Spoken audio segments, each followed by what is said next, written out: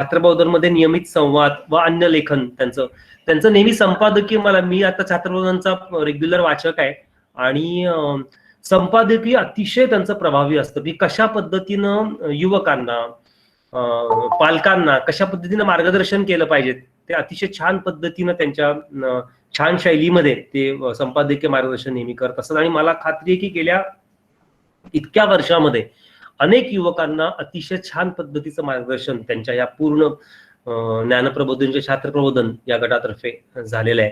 आणि ग्रामीण भागात स्पेसिफिकली आज शेकडो केंद्र आहेत. जसं इंदापूरला, आपल्या इंदापूरला ज्ञानप्रबोधनीचं छात्रप्रबोधनचं केंद्र आहे आणि आपण दरवर्षी दिवाळीमध्ये त्या छात्रप्रबोधनची त्यांचे वार्षिक मासिकं असतील, एक तर मंथली मासिक आहे आणि वार्षिक अंक जो आहे त्यामध्ये दिवाळी अंक आहे, नंतर युवा वर्गासाठीचा अंक आहे, ग्रामीण दिवाळी अंक आहे, अशा वेगवेगळ्या मराठी इंग्लिश या दोन्ही आवृत्त्यांचं आपण नेहमी वितरण करत असतो. आणि दरवर्षी किमान 50-100 विद्यार्थी आपल्याकडून ते अंक घेऊन जातात. अतिशय चांगले अभिप्राय त्या अंकाबद्दलच्या, लेखांबद्दल, कारण सर्व दर्जेदार असं साहित्य की जे युवकांना खऱ्या अर्थाने योग्य दिशा दाखवू शकेल, काय संभ्रमावस्था दूर करू शकेल, अशा प्रकारचं साहित्य गेली अनेक वर्ष सरांच्या माध्यमातून हे पोहोचवलं जातं.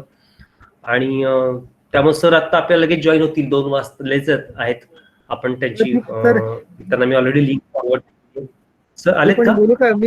मी वाचतोय त्यांचं परिचय पत्र. बोला की, बोला सर. परिचय पत्र वाचलं मी आधी पण वाचलं होतं. काय अमेझिंग माणूस आहे हो. काय कार्य केलंय, विश्वास बसणार नाही. कारण मी गेली 25 हो एक माणूस एवढं करू शकतो म्हणजे खरं वाटत नाही. एवढं कार्य आहे त्यांचं, प्रचंड कार्य आहे सर. डिवोटी असतात ही लोक, म्हणजे त्याला काय म्हणजे हॅट्स ऑफ लोक आहे असे. खरंच हॅट्स ऑफ सर त्यांचं. आणि मी स्वतः बघितलं, कारण त्यांचं केंद्र इंदापूरमध्ये मी चालवतो आणि शिबिरं जी घेणं आहे किंवा आमच्या विद्यार्थी समितीच्या मॅनेजमेंटच्या विद्यार्थ्यांना मार्गदर्शन पर त्यांचे 2 अनेक सेशन्स होतात दरवर्षी. म्हणजे बेसिकली तर युवकांना सफल मार्गदर्शन कशा पद्धतीनं पुढे जायला पाहिजे हे अतिशय छान पद्धतीनं त्यांनी खरं व्रत घेतल्यासारखंच आहे खरं म्हणाल तर. कारण हा साध्या माणसांची कामं नाही ते, म्हणजे हे तुम्ही डिवोशनल असल्याशिवाय होणार नाही. हो हो हो हो. दीपक सर जॉईन झालेत का सर? नाही ना अजून? आलोय, मी आलोय. Welcome sir. व्हिडिओ चालू करा ना तुमच्या. व्हिडिओ पण चालू केलाय. व्हिडिओ पण चालू. हो का दीपक? अच्छा मला येस आता येस सर. खूप खूप स्वागत सर तुमचं. सर्व विद्यार्थी तुम्हाला वेलकम करतोय. तुमचा परिचय सगळ्यांनी वाचलाय ऑलरेडी, कारण ग्रुपवर मी शेअर केला होता. मगाचपासून आमच्या तुमच्याविषयी, ज्ञानप्रबोधनविषयी आणि जे आपलं नातं आहे, मी छात्रप्रबोधनचं जे केंद्र म्हणून काम करतो आणि विद्यार्थी समितीमध्ये तुम्ही अनेक वेळा विद्यार्थ्यांना मार्गदर्शन केलेलं आहे. तुमचा सगळा बायोडाटा आता विद्यार्थ्यांशी आम्ही सगळ्यांनी वाचला ऑलरेडी. आम्ही चर्चा करतोय. समीर गुप्ते सर पण आपल्या बरोबर आहेत आणि तुमच्याविषयीच आमची खूप चर्चा चाललेली होती. तर तुमचं सर खूप खूप स्वागत, मनपूर्वक स्वागत. अतिशय व्यस्त असतं अनेक गोष्टींमध्ये आणि मला इन पर्सन माहिती आहे सर तुमच्याविषयी की तुम्ही हे जे काही छात्रप्रबोधन असेल, तुम्हाला मिळालेले पुरस्कार आणि तुम्ही जे काही आश्वासक पालकत्वातले लोकसत्तांमधले लेख, हे सगळ्या गोष्टीमधनं तुम्ही ज्या पद्धतीनं, म्हणजे मी तर म्हणेल आता आम्हीच समीर गुप्ते सरांशी आमची चर्चा चालली होती की एक व्रत आहे, वेगळ्या प्रकारचं व्रत तुम्ही अनेक वर्ष हे घेतलं आणि अनेक युवकांपर्यंत. माझा मुलगा पण ज्ञानप्रबोधनीमध्ये होता, त्यामुळे मला माहिती आहे की अनेक युवकांपर्यंत खूप छान पद्धतीनं जे काही योग्य पोचवायला पाहिजे आणि जी काही ऊर्जा त्यांच्याकडनं आपण त्यांच्यामध्ये निर्माण करायला पाहिजे, योग्य मार्गदर्शन करायला पाहिजे, तुम्ही सतत करता. ते खूप मोठं व्रत तुम्ही साकारलेलं आहे. म्हणून तर आज आपण आपलं जेव्हा बोलणं झालं, मी असं म्हटलं की सर तुमच्याविषयी बोलायला ऐकायला खूप आवडेल की तुम्ही कसं ठरवलं, कसं इतके वर्ष हा व्यासंग लावून घेतलात. आणि मग तुम्ही म्हणाल की आपण शोध स्वतःचा याविषयी बोलू, त्या दृष्टिकोनातून मुलांशी पण आपल्याला अनुषंगाने बोलता येईल. तर त्यामुळं तुमचा परिचय, तुमच्याविषयीचं बोलणं आता एवढ्या वेळ झालं मी मुलांशी करतोय. ही फक्त मुलांविषयी थोडक्यात तुम्हाला माहिती देतो सर. ही सर्व जी मुलं आता आपल्याला जॉईन आहेत हो. इंदापूरमधल्या मोस्टली इंदापूरमधल्या ग्रामीण भागातल्या वाड्या वस्त्यावरची मुलं आहेत आणि यांचा जो वयोगट आहे ही 10वी मोस्टली 10वी झालेली 10वी 11वी 12वी काही ग्रॅज्युएशन लेवलची पण मुलं आहेत आणि काही विद्यार्थी सहाय्यक समितीमधला जो आमचा सायन्स क्लब आहे किंवा कॉमर्स क्लब आहे हो. त्यातली पण काही विद्यार्थी आहेत आणि काही जण फ्रीलान्सिंग जो आमचा प्रोग्राम होता MKCL चा ज्यामध्ये आज लॉकडाऊन मध्ये मुलं घरी बसून अर्थार्जन करू शकतायत काही काही जण त्यातलं नॉलेज त्यांनी घेतलेलं आहे लॅपटॉपवरनं मोबाईलवरनं तो फ्रीलान्सिंगच्या प्रोग्राम मधले काही विद्यार्थी आहेत काही शिक्षक पण इंदापूर मधले जॉईन आहेत त्या प्रोग्रामला आणि सर आपले जे वेगवेगळे व्हॉट्सअप ग्रुप आहेत तर यातनं दुपारची वेळ आमची ठरलेली असते गेले अनेक 4 महिने झालं वेगवेगळे अनेक जण इथे येत आहेत आणि विद्यार्थ्यांशी संवाद साधतायत आणि हा सगळा कॉल आपण रेकॉर्ड करत असतो कारण सगळ्याच विद्यार्थ्यांना आता अटेंड करता येत नाही मग विद्यार्थी नंतर तो विषय ऐकतात पूर्णपणे आणि त्याच्या प्रतिक्रिया पण मुलं आम्हाला नोंदवतात तर त्यामुळे असा सगळा हा पूर्ण गट आहे त्यामुळं या अल्फाबाईटच्या या गटामध्ये आणि आपल्या इंदापूरचं जे छात्रप्रबोधनचं केंद्र आहे ज्ञानप्रबोधिनीच्या माध्यमातून चालवलं जाणार त्या केंद्रातर्फे मी तुमचं खूप मनपूर्वक स्वागत करतो तुम्ही लॉकडाऊनच्या काळामध्ये जे ऐका पहा वाचा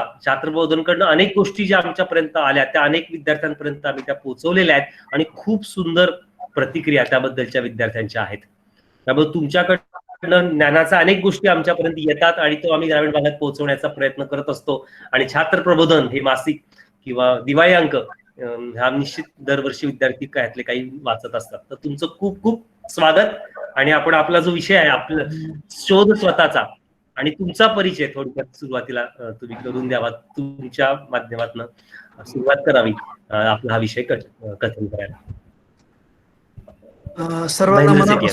सर्वांना मनापासून नमस्कार तुषार सर हे काही कमी काम करत नाहीत माझ्यापेक्षा खूप खरं जास्ती ते काम करतात असं माझ्या लक्षात आलेलं आहे कारण विद्यार्थी सहाय्यक समितीचं काम सांभाळत इंदापूरमध्ये अशा सगळ्या प्रकारचा प्रकल्प उपक्रम सांभाळणं ही सोपी गोष्ट नाही आहे मुळात त्याच्यात त्यांना जाणीव आहे त्याच्यामुळे त्या सगळ्या प्रकारच्या धडपडीमधून ते स्वतःवरती आलेले आहेत शिकलेले आहेत आणि हे सगळं पुढच्या पिढीपर्यंत पुढच्या गटापर्यंत पोचवावं याची त्यांची धडपड ही विलक्षण आहे त्यामुळे मलाही खूप मनापासून आनंद वाटतो की अशा सगळ्या गटाबरोबर काही मला शेअरिंग करायला बोलायला गप्पा मारायला मिळत आहेत करोनाच्या सगळ्या काळामध्ये आपण प्रत्यक्ष एकमेकांसमोर भेटत नसतो तरी ही संधी काही वेळेला चांगली असते की आपण एरवी काही व्यक्तींना भेटूच शकत नाही किंवा येऊ शकत नाहीत मंडळी वेळेमुळे काळामुळे अंतरामुळे ती निदान या सगळ्या तंत्रज्ञानाच्या निमित्तानं आपण एकमेकांना भेटू शकतो एकमेकांशी बोलू शकतो आणि त्या दृष्टीने ही एक संधी वाटते की तुमच्या सगळ्यांबरोबर मला या निमित्तानं कनेक्ट होता आलं किंवा शेअर करता आलं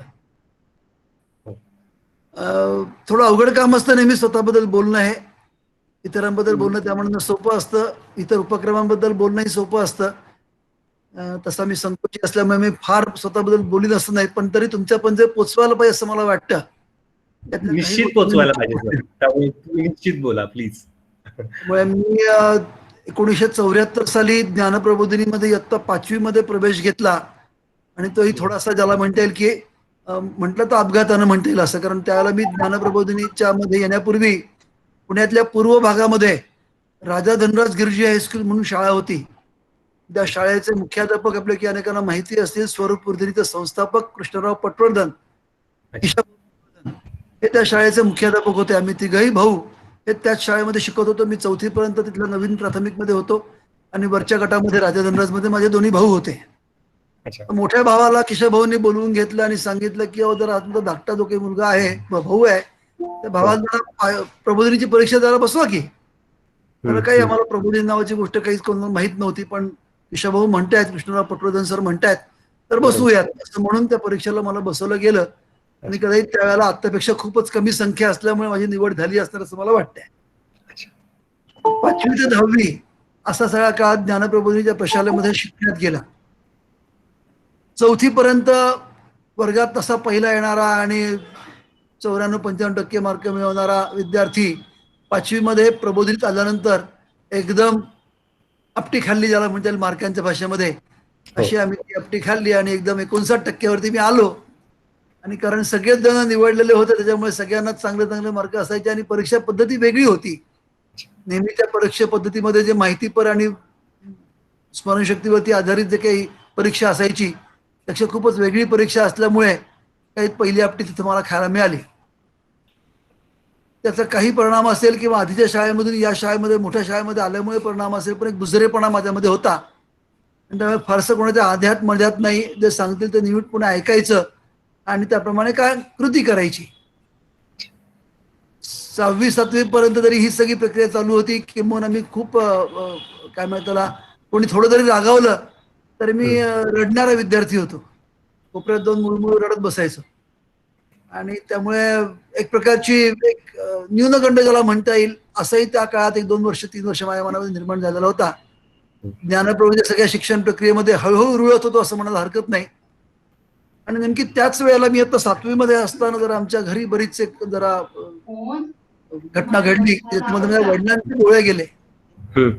ऑपरेशन झालं, पण ऑपरेशनमध्ये ते यशस्वी होऊ शकलं नाही, कारण त्याच्या आधीच त्या बाबतीमध्ये बरेच काय म्हणतात त्याला, ऑपरेशनच्या पलीकडे ते त्याला डॅमेज झालेलं होतं. त्याच्यामुळे ते नाही होऊ शकलं.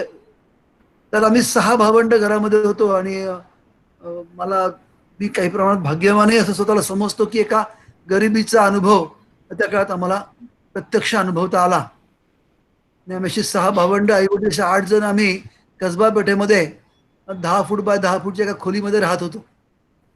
आणि मग त्याची खोली आणि त्याच्या बाहेरच्या बाजूला जी काही त्याची सज्जा म्हणू आपण तशा प्रकारचं हे एवढ्या भागात आम्ही सगळेजण राहत होतो. आम्ही सगळे शिकत होतो त्याला. आणि अचानकपणे वडिलांचं दुकान होतं ते थोडं पुण्यापासून 25 किलोमीटरवरती, आणि मग वडील जाऊन येऊन करायचे. शनिवार रविवार इकडे यायचे, काही खरेदी करायचं साहित्य, मग परत जायचंय. खेडेगावात होतं ते सगळं गाव. पण काही ना काही थोडी मिळकत असायची, ती एकदम अचानकपणे बंद झाली. त्यामुळे रोजचं खाणं सुद्धा कर्ज घेऊन करायला लागत होतं. अशी त्यावेळेची आमची परिस्थिती होती.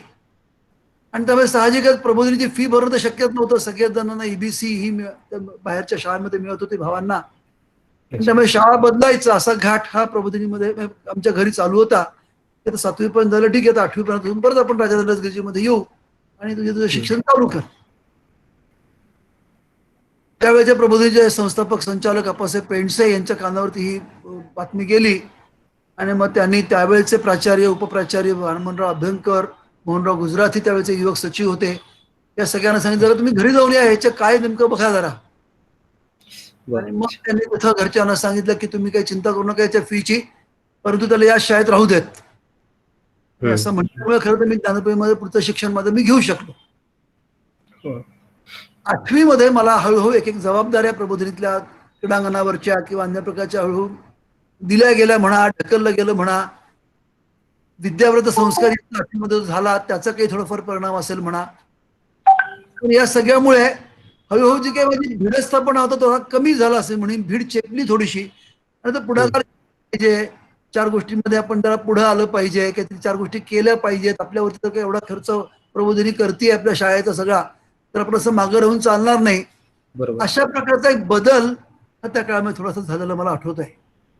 आणि त्याच्यामुळे अत्यंत बोळा, किडकिडीत, तशातच फार ज्याला म्हणता येईल की पुढे नसणारा, फार मागे होतो असं नाही, पण मध्यम ज्याला म्हणता येईल ना, अशा प्रकारची त्यावेळेची माझी रचना ही मुख्यतः खेळात सुद्धा, अभ्यासात सुद्धा अशी होती. बुटका होतो आणि त्याच्यामुळे साहजिकपणे एक प्रकारचा एक न्यूनगंड म्हणतात तो त्या 2 वर्षामध्ये माझ्या मनात पुष्कळ होता.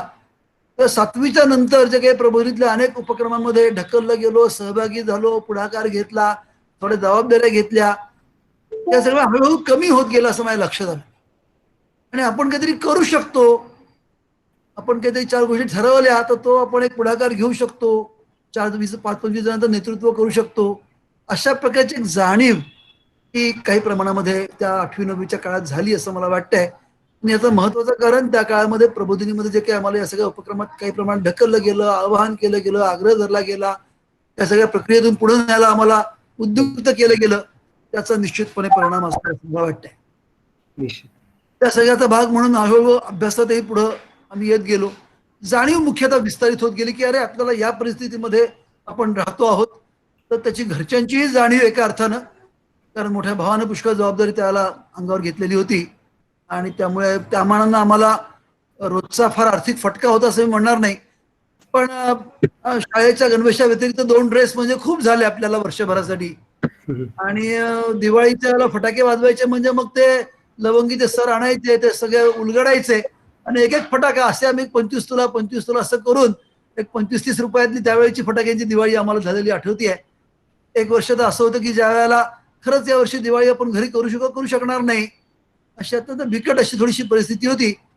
पण त्यावेळेला मग मधल्या भावाची एक नॅशनल मेरिट स्कॉलरशिपचा एक हप्ता मिळाला आणि मग त्यातून ती दिवाळी आमची थोडीशी पुढे सरकली.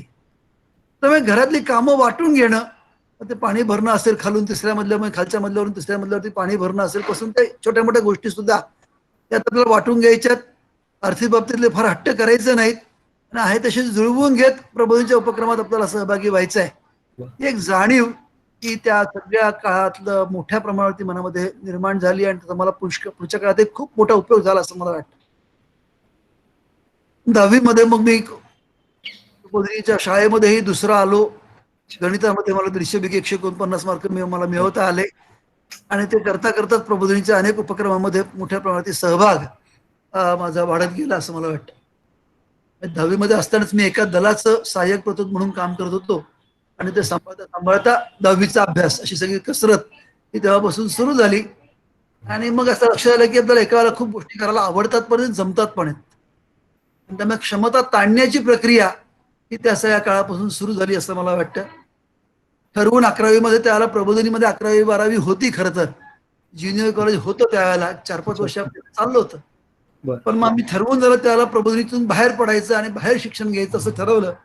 पुष्कळ जरा वादावादी झाली, जरा रागवारागवी झाली, पण माझ्या मनाशी मी एक पक्क ठरवलं होतं की जर का प्रबोधिनीत जे काही आपण शिकलोय ते तपासायचं असेल तर प्रबोधिनीत 11वी-12वी करायची नाही, बाहेर जाऊन 11वी-12वी करायची. म्हणजे मग आपल्याला कळतं की खरंच आपण किती पाण्यामध्ये ओके उतरलो आणि किती रंग आपल्याला लागलाय.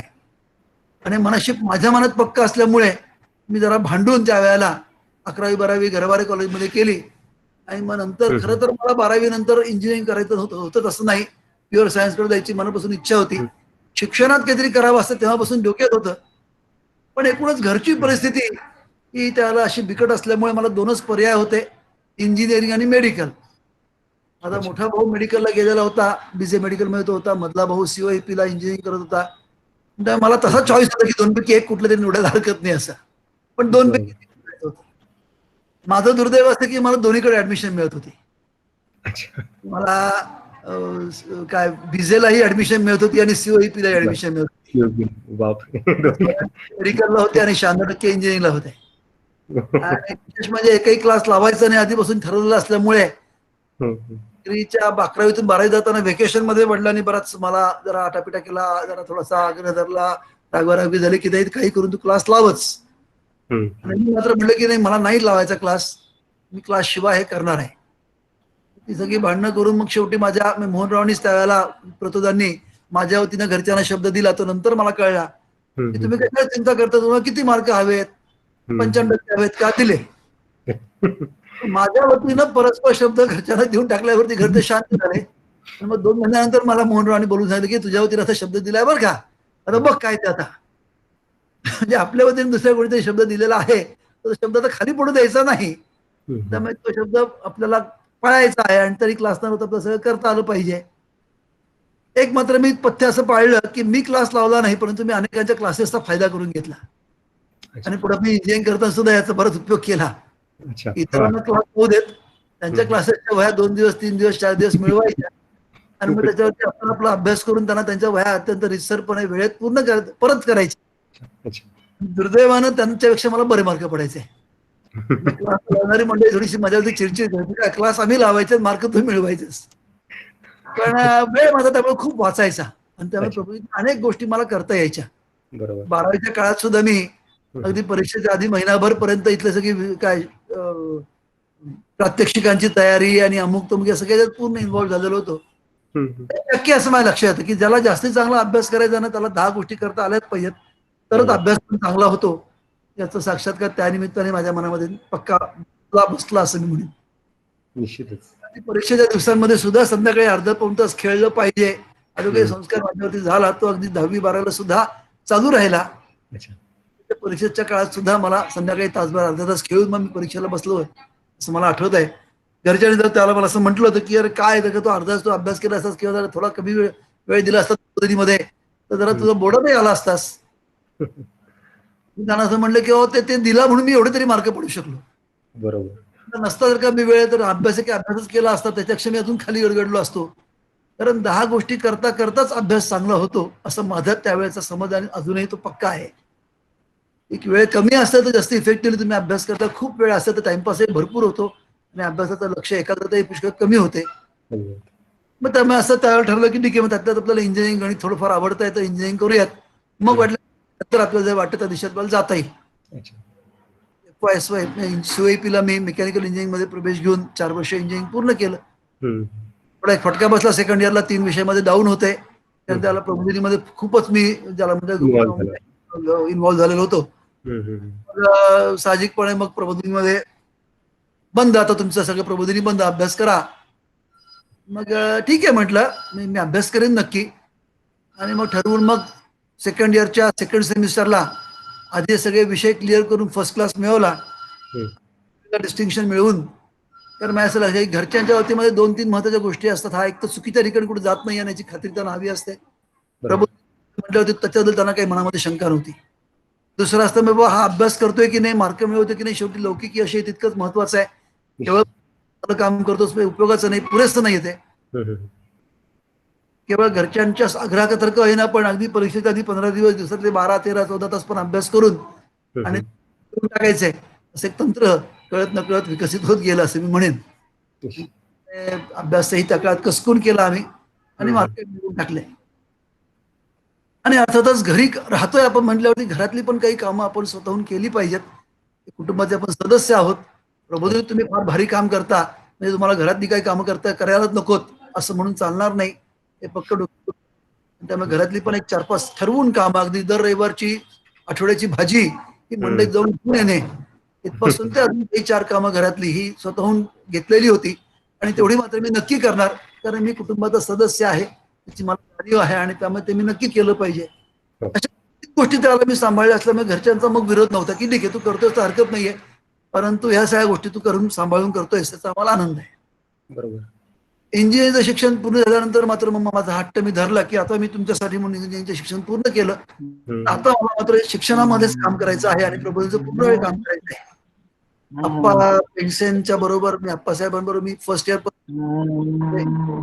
10वी नंतर त्यांच्याशी मला खूप जवळचा संवाद येऊ शकला वेगवेगळ्या निमित्तानं. त्यांच्या आजारपणाच्या काळात मी त्यांच्याकडे राहायला 1 महिनाभर होतो. त्यामुळे या सगळ्या प्रक्रियेमध्ये त्यांच्याशी झालेल्या संवादातून असं वाटलं की एकदा मी 12वीत असताना त्यांना गुरुपौर्णिमेची फुलं द्यायला गेलो, नमस्कार करायला म्हणून गेलो, त्याला त्यांनी मला सांगितलं सहजगत्या की किती वर्ष तुम्ही नुसती फुलं देणार. तर त्या वाक्याचा त्याला मला पटकन अर्थ कळला नाही. मी आपण म्हटलं असं काय म्हणता आप्पा तुम्ही, ठीक आहे ना फुलं द्यायचं चांगलीच गोष्ट आहे, पण मग आयुष्यातली काही वर्ष देणार का देणार नाहीस तू.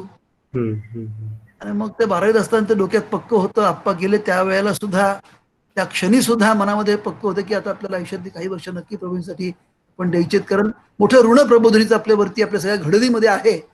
थोडा तरी भाग आपण नक्की त्याच्यामध्ये आणला पाहिजे प्रत्यक्ष कृतीमध्ये. मग थोडंसं घरच्याशी भांडून थोडंसं इंजिनिअरिंग झाल्यानंतर मी 2 वर्ष पूर्ण वेळ प्रबोधिनीच्या कामामध्ये दाखल झालो. 6 महिने पुण्यामधल्या योग विभागाचं काम करत होतो. नंतरची 1.5 वर्ष हे खेडशिवापूरच्या परिसरामध्ये आपलं दारूबंदीचं आंदोलन त्याला मोठ्या प्रमाणात चालू झालेलं होतं आणि प्रामुख्याने सगळ्या युवती सदस्य होत्या आणि कोणतरी युवक पाहिजे तिथं म्हणून मला सांगितलं गेलं की तुम्ही तिथं जाऊन ते दाखल व्हा.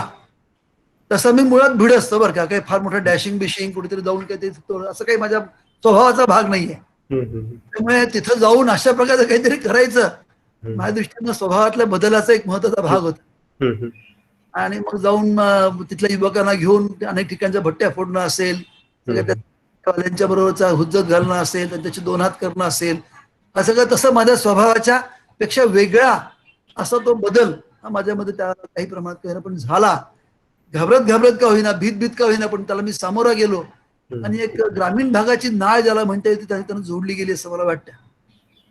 शिबिरांच्या निमित्तानं ग्रामीण भागात जाणं वेगळं आणि 2 वर्ष पूर्ण वेळ ग्रामीण भागात जाऊन ग्रामीण लोकांच्या बरोबर मुलांबरोबर राहणं, त्यांच्या सहली काढणं, त्यांचे काही सामने योजना, कबड्डीचे सामने असतील किंवा अन्य सगळे पुष्कळचं ग्रंथालय तिथं उभी करणं, सगळा खरडोफा त्या 1.5 वर्षामध्ये दारूबंदीच्या आंदोलनाच्या बरोबरीनं तिथं केला गेला आणि त्याचा माझ्या याच्यावरती पुष्कळच परिणाम झाला. सुरुवातीच्या काळामध्ये दारूबंदीचं आंदोलन चालू असताना कामं भरपूर होती, पण जेव्हा त्या आंदोलनाचा एक टप्पा पूर्ण झाला त्याच्या प्रश्न पडला की मी काय करू इथं, सांगायला नियमितपणे रोजचं कोणी नव्हतं. तर मग माझ्या असं लक्षात आलं की आता आपल्यालाच वाट शोधायची आहे. रामभाऊ डिंबळे त्यावेळेला त्यांच्याशी माझा बराच संवाद होता आणि त्यावेळेला त्यांनी मला एक शब्द वाक्य सांगितलेलं मला फार भिडलं. ठीक आहे, 2 वर्ष पूर्ण वेळ काम करतोयस म्हणजे तू आदेशाप्रमाणे काम करणार आहेस. लक्षात ठेव की जर का आदेश मिळत नसेल तर आपण देशासाठी काम करायचं आहे हे लक्षात ठेव. ते फरक असल्यामुळे त्यांनी लगेच आदेशाबरोबरच देशासाठी पण काम करायचं आहे. नाही आला तर वाट बघत बसू नको, देशासाठी काम करायचं, तुला जे काही सुचेल त्यांनी कामाला सुरुवात कर. आणि मग मला असं लक्षात आलं की 8-10 दिवसाच्या सगळ्या त्या गॅप नंतर, ज्याला म्हणतो व्हॅक्युम किंवा अशी पोकळी, त्या पोकळीनंतर मला लक्षात की आता आपल्याला विचार केला पाहिजे, आपल्याला काय काय करता येण्यासारखं आहे. आणि मग एक एक एक कल्पना सुचत, मग त्यातून ग्रंथालय सुरू करा, त्यातून सामने, कबड्डीचे सामने सुरू करा, मग अमुक करा, तर मग तसं करत करत मग ते हळूहळू तो सगळा विस्तार वाढत गेला मनातला उपक्रमांचा सुद्धा. आणि मग त्याच्यानंतर मात्र आजपर्यंत कधी मी कोणासमोर कोरी पाटी कधी घेऊन गेलो नाही. तुम्ही सांगा तर मी काय करू. माझ्या अशा कल्पना आहे, माझ्या अशा प्लॅन्स आहेत किंवा माझी अशी योजना आहे, तुम्ही म्हणत असाल तर या दिशेने पुढे जाऊ. तुम्हाला काही वेगळं वाटलं तर सगळं बाजूला ठेवायला मी तयार आहे, तुम्ही म्हणाल त्याप्रमाणे काम करायला तयार आहे. म्हणजे आदेश हा मान्य आहे, पण आदेश येतच नाहीये, वाट बघतोय मी, माझा वेळ वाया चाललाय, हे मात्र कधी घडलं नाही. आणि मी इतरांना तसं कधी करू देत नाही. तुम्ही माझ्याकडे येणार असता तर काहीतरी विचार करून या, काहीतरी घेऊन या, भले तर सगळ्या बदलायला लागलं तर बदलूयात, पण कोरी पटी घेऊन येऊ नका. हे मला त्या सगळ्या अनुभवातून खूप शिकायला मिळालं असेल म्हणून.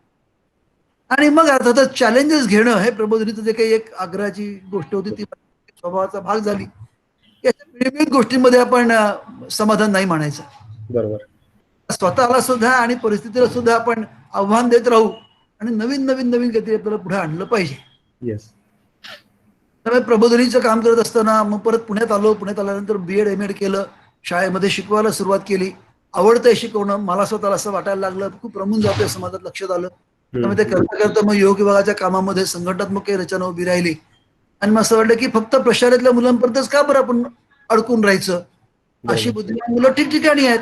येस. मग त्या सगळ्यामध्ये आपण कसं पोहोचू शकू. म्हणून मग 1989 पासून पुणे जिल्ह्यातल्या 4 तालुक्यांमध्ये मी दर 15 दिवसांनी एकदा जायला लागलो. अच्छा.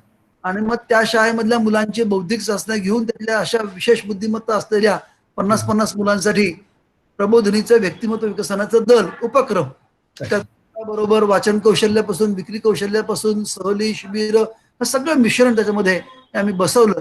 आणि दर रविवारी, एका रविवारी शिरूर आणि सासवड करायचो, एका रविवारी नारायणगाव आणि राजगुरुनगर करायचो.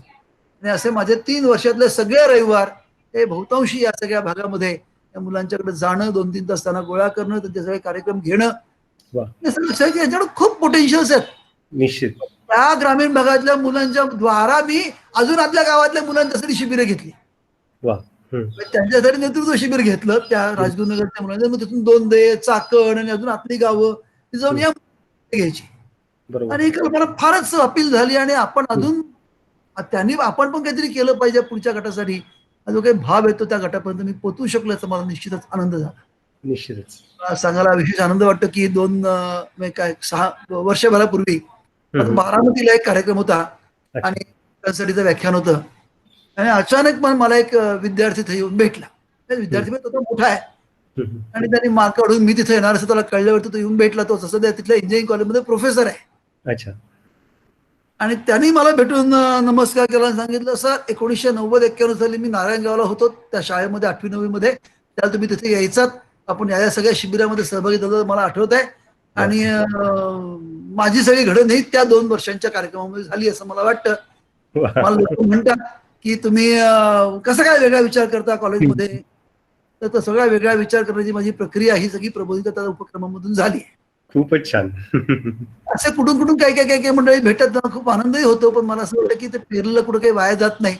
आणि मग त्यातून खरं तर छात्रप्रबोधन मासिकाचा जन्म झाला की या सगळ्या मुलांपर्यंत आपण 15 दिवसातून एकदाच पोहोचणार, मग मध्ये त्यांना काहीतरी पण द्यायला मिळालं पाहिजे, मासिक त्यांच्या पण पोचूया, त्यातून त्यांना काहीतरी हे करून बघा, ते करून बघा, हे वाचा, असं करूयात म्हणून 4 पानी अंकाला 1991 साली आपण सुरुवात केली. मी साहित्याचा विद्यार्थी नाही, साहित्याचा फार मोठा वाचकही त्या काळात नव्हतो, लेखन हा माझा प्रांत नव्हता आणि आताही नाहीये. तशा अर्थानं मला कोणीतरी भरीला घातलं तर मला थोडंसं ते गळ्याशी आल्यावरती मी लिहितो असं मला अनेक वेळा वाटतं. पण त्यामुळे पहिला संवाद जेमतेम किती 100 शब्दांचा मला 7 वेळा लिहायला लागलेला आहे. ते खोडून नाही नाही, पण खूप प्रभावी असतं दरवेळेस. सर जस्ट तुमचं छात्र प्रबोधनचा जो तुमचा संपादकीय हे इतका प्रभावी असतो आणि त्यातनच तो वाचल्या कळतं की काय कशा पद्धतीने या पुढच्या पुस्तकामध्ये काय गोष्टी असणार आहेत त्यामुळे तो खूप प्रभावी असतो. त्यामुळे ती सगळी अशी आतून झालेली प्रक्रिया आहे, पण ती म्हणलं की ती फोर्स आहे. जोपर्यंत गळ्यात तोपर्यंत मला लिहिता येत नाही. गळ्याशी आलं की सगळ्यापासून कट ऑफ व्हावंच लागतं मला. आणि मग ते कट ऑफ झाल्यानंतर मग कुठे ते तासाभरामध्ये मला माहित नसतं मी आज काय लिहिणार आहे, विषय डोक्यात नसतात. आणि मग लिहायला सुरुवात केल्यानंतर मात्र तो सगळा फ्लो काय म्हणजे त्याला पुढे सरकतो. आणि विचारांच्या गतीपेक्षा लिखाणाची गती माझी कमी असल्यामुळे माझं अक्षर भयंकर दिव्य आहे. त्यात आमच्या डीटीपी ऑपरेटर्स फक्त कळतं बऱ्याच वेळेला. आणि बऱ्याच वरती खाली बाण असतात बरेचसे. त्यातून मग मला जो काही मनात म्हणायचं ते सगळं त्यातून उतरतं आणि मग ते डीटीपी कडे जातं, असं मला अनुभव आहे. त्यामुळे अशा मासिकाला सुरुवात झाली. मग मासिक नुसतं चालवायचं, त्याला उपक्रमाची जोड दिली पाहिजे म्हणून मग शिबिरं सुरू झाली, गावोगावचे दौरे सुरू झाले, मेळावे झाले. मग शाळेत शिकवणं जमत नव्हतं कारण वेळेअभावी. म्हणून मग एक 6 वर्षानंतर शाळेत शिकवणं थांबवलं. त्यातही गणितातले अनेक प्रयोग केले, धमाल केली भरपूर. आणि मग त्या सगळ्यातून मग प्रत्यक्ष पूर्ण वेळ या विस्तारासाठीच मी बाहेर पडलो. आणि 94 ते 2001 या काळामध्ये महिन्यातले 20 दिवस हे मी दौऱ्यांवर असायचो. आणि महाराष्ट्र बऱ्यापैकी पिंजून काढला. बहुतांशी 100, 125, 150 गावांमध्ये ते 2दा 4दा जाणं झालं.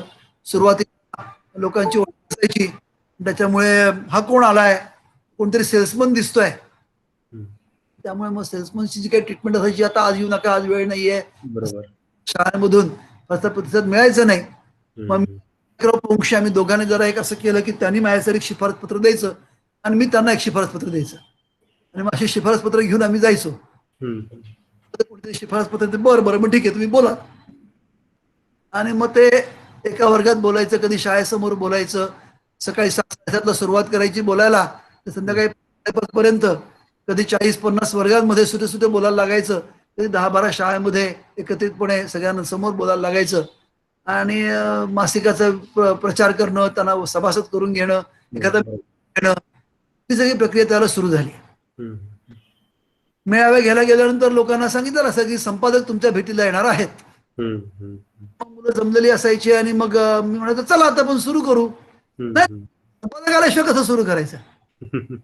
त्यावेळेला 30-32 काय वयाचा किंवा त्याच्यापेक्षा थोडा छोटा म्हणता येईल असं मी होतो. 28-29-30 वयाचा. आणि 30 वयाचा 32 वर्षाचा असं कोणीतरी संपादक असू शकतो विश्वास नव्हता. संपादक म्हणजे साधारणपणे 50-55 जरा पोट सुटलेले, डोक्यात टेकल केले, जाड चष्मा असलेले.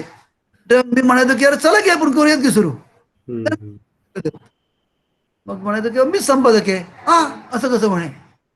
आणि मग असं करून तिथं मग मेळावा व्हायचा. आता मेळाव्याच्या बरोबर मग पालकांची सभा व्हायची. मग पालकांना आवाहन केलं जायचं की असे कार्यक्रम तुमच्या गावात तुम्ही का नाही घेतात. मग त्या पालकांच्या खातर मग संयोजक शिबिरं सुरू झाली. मग त्यांनी गावागावांमध्ये कार्यक्रमाला सुरुवात केली. असं एक चांगलं नेटवर्क जवळजवळ 12-15 वर्षांमध्ये महाराष्ट्रात उभं करता आलं. आणि तुम्हाला 400-500 घरं ही मला माझी म्हणून तयार करता आली. की मी केव्हाही जरी गेलो तरी सुद्धा ते भांडणं व्हायची की तुम्ही आज आमच्या घरी येणार का त्यांच्या घरी जाणार, घरी का नाही. कारण एक प्रसंग मला असं आठवतं की अंबेजोगाईला गेलो होतो की अहमदपूरला गेलो होतो आणि आता शेवटची एसटी गेली मला माहितीच नव्हतं. तर तिथून मला परत लातूरला येणं शक्यच नव्हतं. आणि मग काय नाही, तिथले एक शिक्षक म्हणलं काय करणार तुम्ही. म्हणलं तर काय तुम्ही सांगाल तसं, नाहीतर त्यांवरती आहेच म्हणलं व्यवस्था आपली मुक्कामाची. नाही म्हणलं असं नाही. म्हणलं मग तुम्ही माझ्या घरी राहा म्हटले. त्या छोट्या घरामध्ये मग आम्ही सगळ्या गप्पा मारत मारत जेवण केलं. आणि मग ते आमचे केंद्र प्रमुखच होऊन गेले तिथले. अच्छा. बऱ्याच ठिकाणी झालेलं आहे की काही ओळख नाही, पाळख नाही. आणि गप्पा झाल्या, मग मुक्काम काहीतरी व्यवस्था झाली. आणि मग नंतर ते प्रभूंच्या कामामध्ये दाखल झाले. प्रबोधनची पुण्याई पण अनेक ठिकाणी उपयोगात आली. अप्पांनी किंवा अन्य व्यक्तींनी त्यांचे जे काही महाराष्ट्राचे संपर्क होते त्या काळातले, त्या संपर्कही त्यांना पुन्हा जिवंत झाले. त्याचाही पुष्कळ उपयोग या सगळ्या दौऱ्यांमध्ये झाला. आणि एक धमाल ज्याला म्हणते की पायाला भिंगरी आणि मजा अशी सगळी या काळामध्ये होत होती. बहुतेक सगळ्या गावामध्ये जिथे मी वारंवार जायचो तिथे म्हणजे मग सकाळी 7ला सुरू व्हायचा दिवस, तर रात्री 1:30 पर्यंत दिवस चालायचा. साधारणपणे 4-5 तरी व्याख्यानं ठिकठिकाणची, मग कार्यकर्त्यांच्या भेटी, गृहभेटी, बैठकी सगळं करून रात्री ज्यांच्याकडे मुक्कामाला असायचं ते जेवण झाल्यानंतर त्याची गप्पा, असा सगळा तो कार्यक्रम जोरदार व्हायचा. आवाजाचं पुष्कळ खोबरं झालेलं असायचं. आणि मग त्या घरी हळद दूध आणि अमुक तमुक सगळं करून दुसऱ्या दिवशी पुन्हा आवाज उठवायचा, पुन्हा दुसऱ्या दिवशी सुरू करायचा. अशी धमाल त्या सगळ्या काळामध्ये मनसोक्तपणे मी अनुभवली. खूप शिबिरं घेतली मुलांची. गिरीभ्रमण सहली, तंबूतलं शिबिर, नेतृत्व शिबिर, विज्ञान शिबिर, सायकल सहली 400 किलोमीटरच्या. गोव्यात मुलांना घेऊन जायचं आणि पूर्ण गोवा सायकलवरती हिंडायचा पासून तर अनेक अशा धमाल केली एका अर्थानं.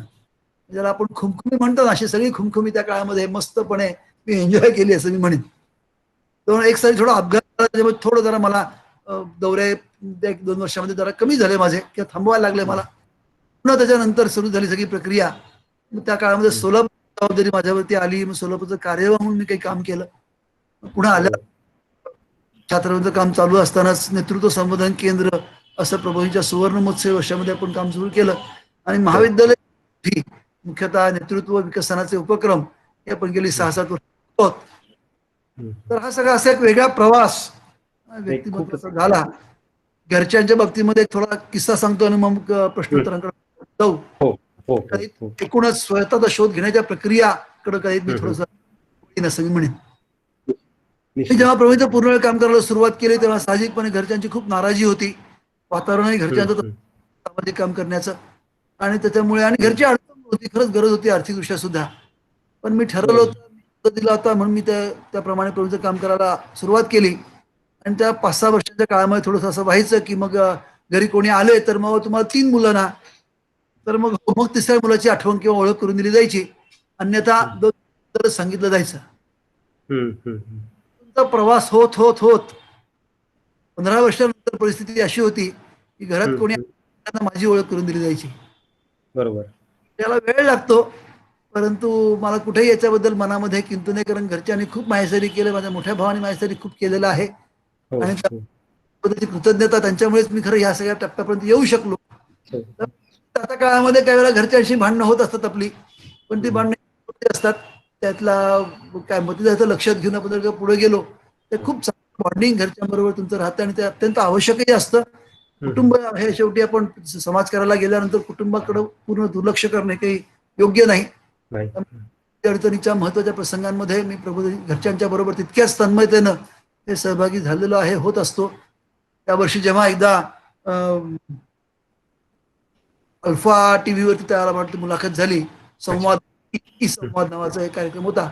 वडिलांनी त्याला, आमच्या घरी नव्हतं काही हे टीव्हीचं नेटचं कनेक्शन नव्हतं किंवा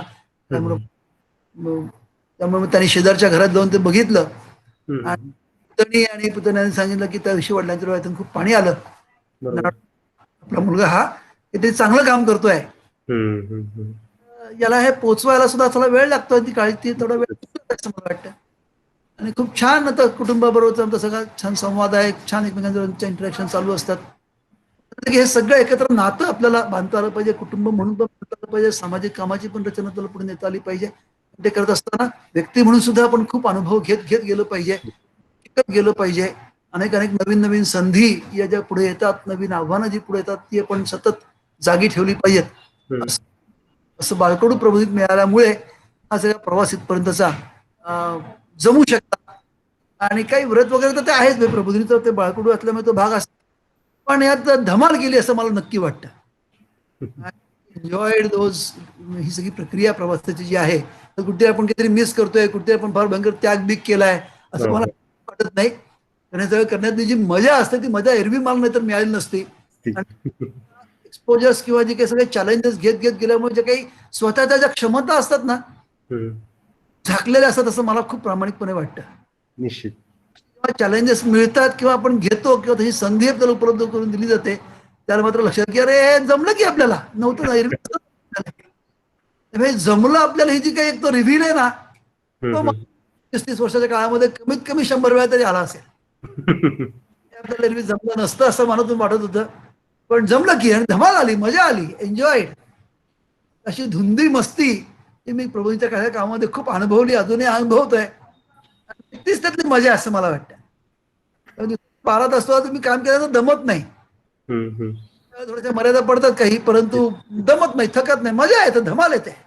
अरे अजूनही थोडं राहिले का, अजून करूयात की काहीतरी असतो ना, तो उत्साह मला असं वाटतं की या सगळ्या प्रक्रियेचा भाग आहे. आणि तो टिकणं हे मला फार महत्वाचं वाटतं. निश्चित, निश्चित. इथं मी माझं बोलणं थोडंसं थांबवतो. आता या बोलण्याच्या अनुषंगाने काही प्रश्न असतील तर ते, हो, नाही. नाही तर मग दुसरा जो भाग आहे तो जोडून घ्यायचा तर मग त्याच्याबद्दल जोडून घेऊ, किंवा मग मध्ये थोडासा गॅप घेऊन काही प्रश्नोत्तर करून मग दुसऱ्या भागात एक प्रश्न विचारतो आणि मग आपण दुसरा भाग जो आहे शोध स्वतःचा, मुलांच्या दृष्टिकोनातून तुम्ही तो बोला. मला प्रश्न असा विचारायचा आहे, मी खरं तर गेली अनेक वर्ष मी तुमच्याशी संलग्न आहे, अनेक वेळा आपण भेटलो ते कामासाठीच, हे शिबिर करायचं, हे करायचं, ते करायचंय. आज तुम्हाला बऱ्याच गोष्टी इतके वर्ष तुमच्याशी संपर्कात होऊन सुद्धा मला नव्याने कळाल्या. त्यातलं सर्वात महत्वाचं मला आता असं वाटतं की तुमच्या बाबतीमध्ये काही म्हणजे प्रत्येक व्यक्तीचं स्वतःच्या कन्सेप्ट क्लिअर असतात, काय करायचंय, कसं कन्सेप्ट तुमच्या पहिल्यापासून क्लिअर होत्या. किंवा तुम्ही जे मगाशी म्हणालात की इंजिनिअरिंग क्लास लावायचे नाहीत हे फिक्स ठरलेलं होतं, पण तरी सुद्धा तुम्ही मग वेगळ्या पद्धतीनं ज्या मुलांनी क्लास लावला होता त्यांच्याच वया वापरून म्हणजे इनडायरेक्टली क्लास करून त्यांच्याही पुढे तुम्ही असायचात.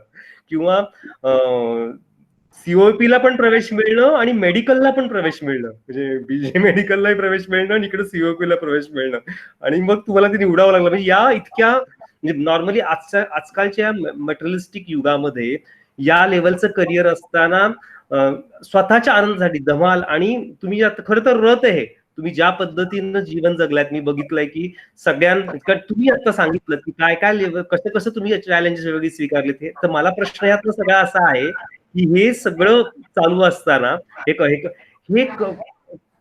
तुम्ही मगाशी सांगितलं की आप्पा पेंडसेंचा तुमच्यावर प्रभाव निश्चित होता आप्पाचा, पण अजून अशा कोणत्या व्यक्तींचा खूप प्रभाव होता त्यामुळे तुम्ही आता जे काही धमाल केली जीवनामध्ये ती करायला जमलं असं तुम्हाला वाटतं? व्यक्तिशः मला बऱ्याच असं कोणीतरी विचारतं की तुमचं प्रेरणास्थान कोण, तुम्हाला प्रेरणा मिळाली. माझ्या समोर कमीत कमी 30-40 तरी व्यक्ती आहेत अशा.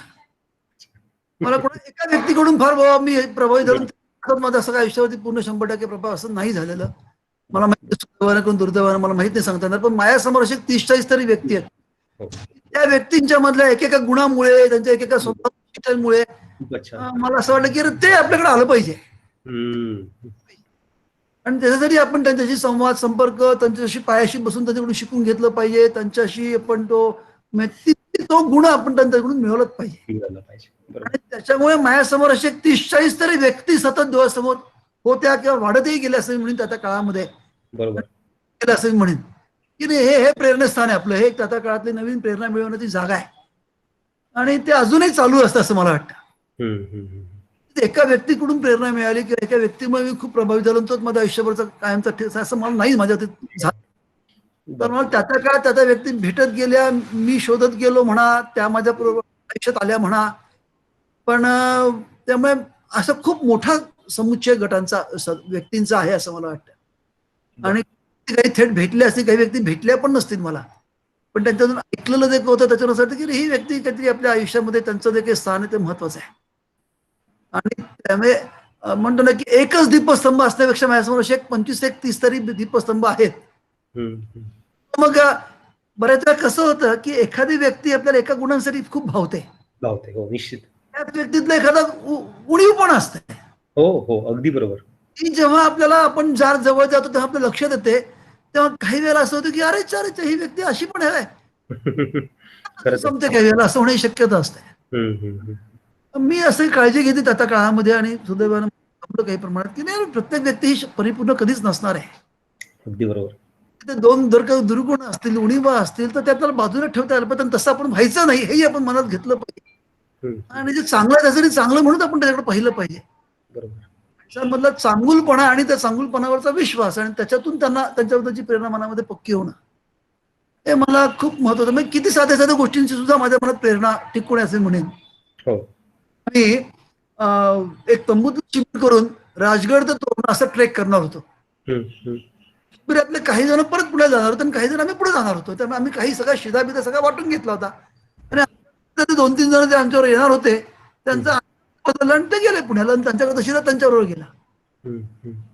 आमचा 1.5 दिवसाचा सगळा तो प्रवास होता. त्या 1.5 दिवसामध्ये जो काही मेजर शिदा त्यांच्याकडे असल्यामुळे जेमतेम त्या दिवशी रात्रीचं जेवण आम्ही गडावरती करू शकलो. आमचा दुसऱ्या दिवशी राजगड ते पूर्ण असा चालत प्रवास होता, आणि मग रात्री आम्ही वेल्ल्याला जाणार होतो. आमच्याकडे काहीच नव्हतं खाण्यासारखं. काय करायचं, कसं करायचं. शेवटी आम्ही ठरवलं की त्या राजगडच्या एक खालच्या बाजूला काय त्या आळू दरवाजाच्या खालच्या बाजूला एक दोन तीन धनगरांची वस्ती आहे. हम्म. एक करून बघू. तर मग विवेकराव पोंक्षे त्याला माझ्याबरोबर होते. त्यांना मी असं म्हटलं की तुम्ही मोठ्या गटाला तुम्ही तोरण्याच्या दिशेने पुढे घेऊन जा. आम्ही हम्म. खाली जातो आणि काही त्यांच्याकडे मिळतंय का बघतो. बरोबर. ते घेऊन जाऊ. म्हणून आम्ही खाली उतरलो. त्यांना विचारलं का अशी परिस्थिती अशी अडचण आलेली आहे, 30-35 जण आम्ही आहोत, तर असं काही करून देऊ शकाल का. की वा वा बरं झालं म्हणलं तुम्ही आज आला. तर म्हणून कालच म्हणले मी वेल्ल्याहून म्हणजे तिथून जवळ 25 किलोमीटर अंतरावरून दळण करून आणलंय, तर आहे म्हणलं तुमच्या तरी आमच्याकडे. म्हणजे त्यांनी त्याच्या पुढच्या 15 दिवसांनी खाऊ व्यवस्था केली होती. तर त्याला असं की बरं झालं तुम्ही आता मी काल आला असता तर मला फार चुटपुट लागली असते की मला काहीच नव्हतं त्यावेळेला. आज तुम्ही आल्यामुळे काहीतरी माझ्या घरात आहे. त्यांनी कांदा बटाट्याची भाजी केली, पण म्हणले भाजी करता तेवढ्या काय सांगू तुम्हाला तेल नाही मिळालं का, तेल नाही माझ्याकडे काय करू म्हणले मी. आणि अचानक थोड्या वेळ म्हणले की तुम्हाला लोण्याची फोडणी चालेल का. आणि मग देव मागतो एक डोळा म्हणतात तसं झालं की त्यांनी आम्हाला तेलाच्या ऐवजी लोण्याची फोडणी करून दिली. ते सगळं घेऊन आम्ही बांधून बिंदून घेतलं आणि म्हणून किती पैसे द्यायचे. काय थट्टा करता म्हटलं गरीबाजी आमच्या कसले पैसे म्हटले. तुम्ही अतिथी म्हणून माझ्या घरी आलेला आहात आणि काही अडचणीला मला मदत करायला मिळाली, केवढं माझं भाग्य म्हटले.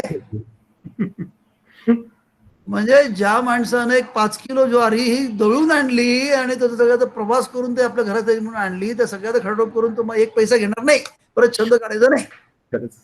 शेवटी आम्ही त्याच्या घरातील 2 मुलं होती, त्या मुलांना नाही आता मुलांचा तरी आमच्याकडून खाऊ असं म्हणून आम्ही काही पैसे दिले.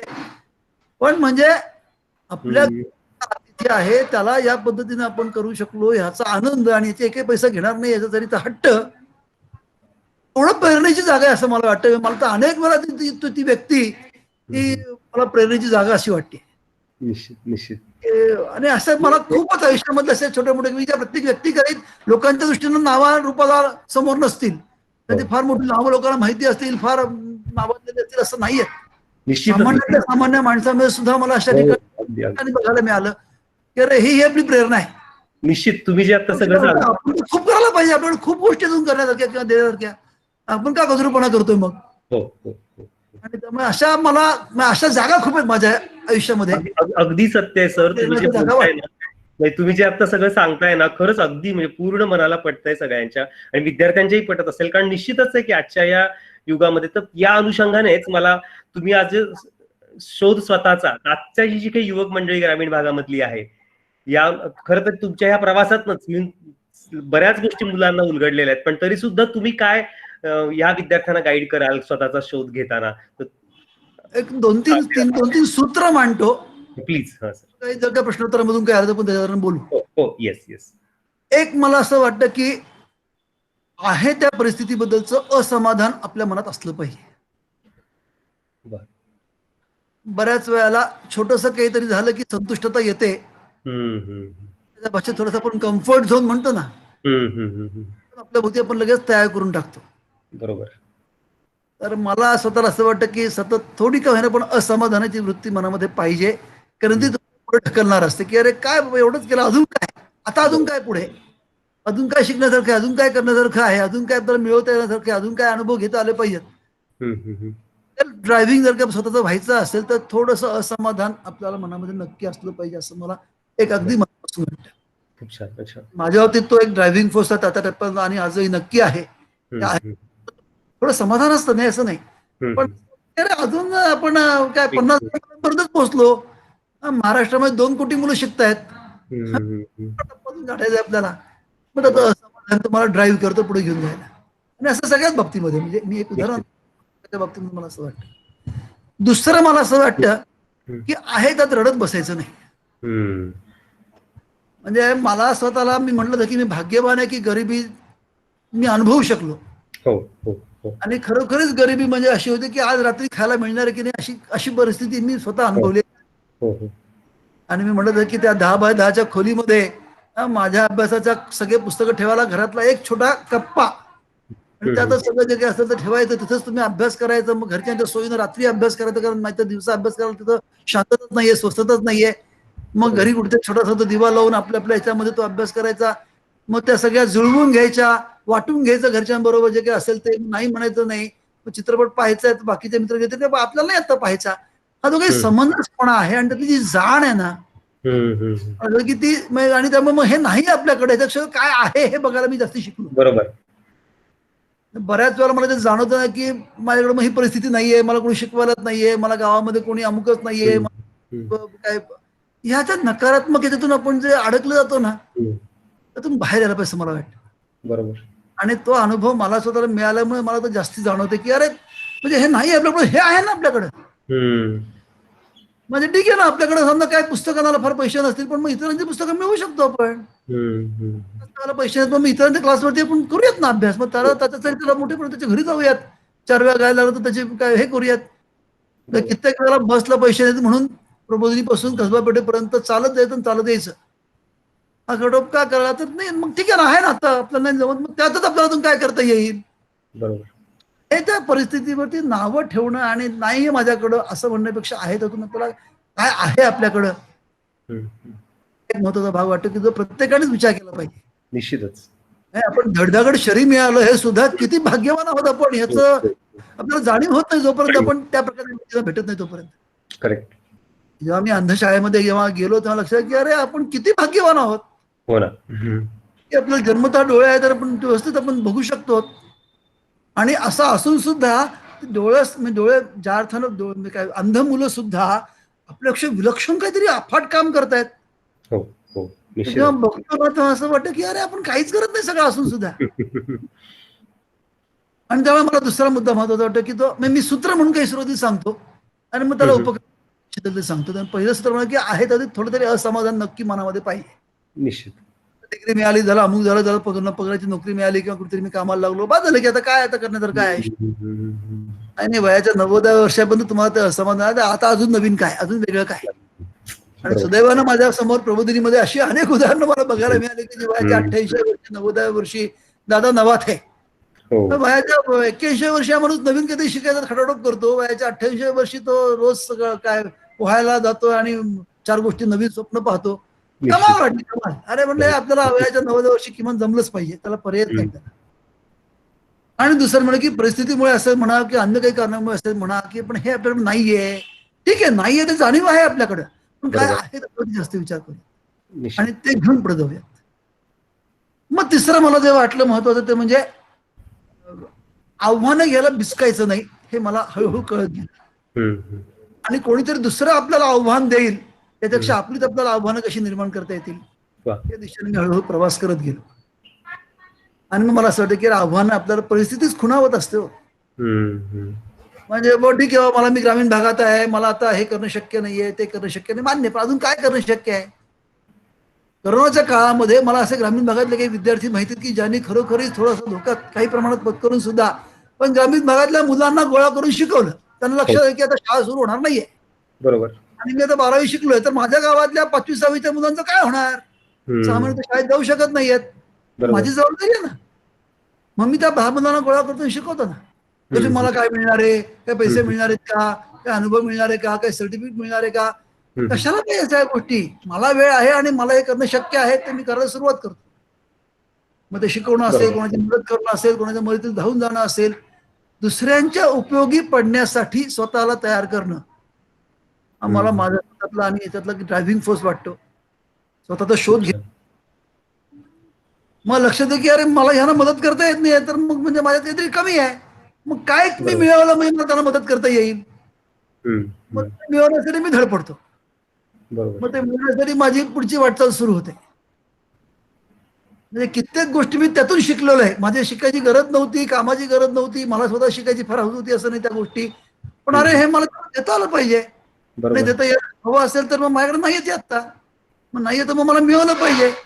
मग त्यासाठी शिकून घ्या, अनुभव घ्या, 4 जणांशी बोला, 4 जणांकडे जा आणि मग त्यातून आपण 4 पावलं पुढे गेलं पाहिजे. स्वतःचा शोध घ्यायचा असेल तर जोहारी विंडो हा शब्द तुम्ही कधी ऐकलंय की मला माहित नाही. हो झालाय, माहिती ना अगदी सगळ्यांना. याच्यामध्ये व्यक्तिमत्वाचे काही 4 मुख्य भाग होतात. हा भाग आहे I don't know you don't know. Yes. व्यक्तिमत्वातला हा भाग खूप मोठा आहे, याची हळूहळू व्हायला लागते. अगदी अगदी बरोबर. आणि मला काही वेळेला जे आईन्स्टाईन म्हणतो ना की मी माझ्या बुद्धिमत्तेचा 10% वापर केला, केलाय. त्याने 10% वापर केल्याची जाणीव त्याला झाली आणि त्याचे 10% वापरात त्याने एवढं सगळं प्रचंड काम उभं केलं. मला असं वाटलं की आपण 1% पण वापरत नाही त्या लक्षामध्ये. I don't know you don't no या कॅटेगरीमध्ये निश्चित. खूप गोष्टी, खूप मोती हिरे माणकं पाचू दडलेले आहेत. निश्चित दडलेले आहेत. ते दडलेले जर ते जर का बाहेर काढायचे असतील तर तो स्वतःला कळवे की अशा अनपेक्षित प्रसंगांना सामोरं जाणं असेल, स्वतः अनुभव घेणं असेल, हो, हो. प्रत्येक त्याला व्यावहारिक गोष्टींची जोड द्यायचं कारण नाहीये. म्हणजे मला लगेच काय फायदा होणार आहे, मला काय पैसे मिळणार, ठीक आहे नाही मिळाले पाहिजे, पण काम करायला मिळतात. अनेक वेळेला दुसऱ्यांच्या बरोबर काम करताना नकळतपणे खूप गोष्टी आपल्याला शिकायला मिळतात. हो, निश्चित. छोट्या मोठ्या व्यक्तींबरोबर ज्या आपल्याला वाटत की ह्या व्यक्ती आपल्याच्या 4 पावलं पुढे आहेत, त्या व्यक्तींबरोबर 4 दिवस 8 दिवस 15 दिवस महिनाभर काम करा. त्या कामाचा अनुभव घेतला ना तर आपलं असं होरायझन क्षितिज असं विस्तारतं ना किंवा आपल्याला कोणी काही सांगायला पण लागत ते आपल्याला समजायला सुचायला लागतं, आपल्याला समजायला लागतं.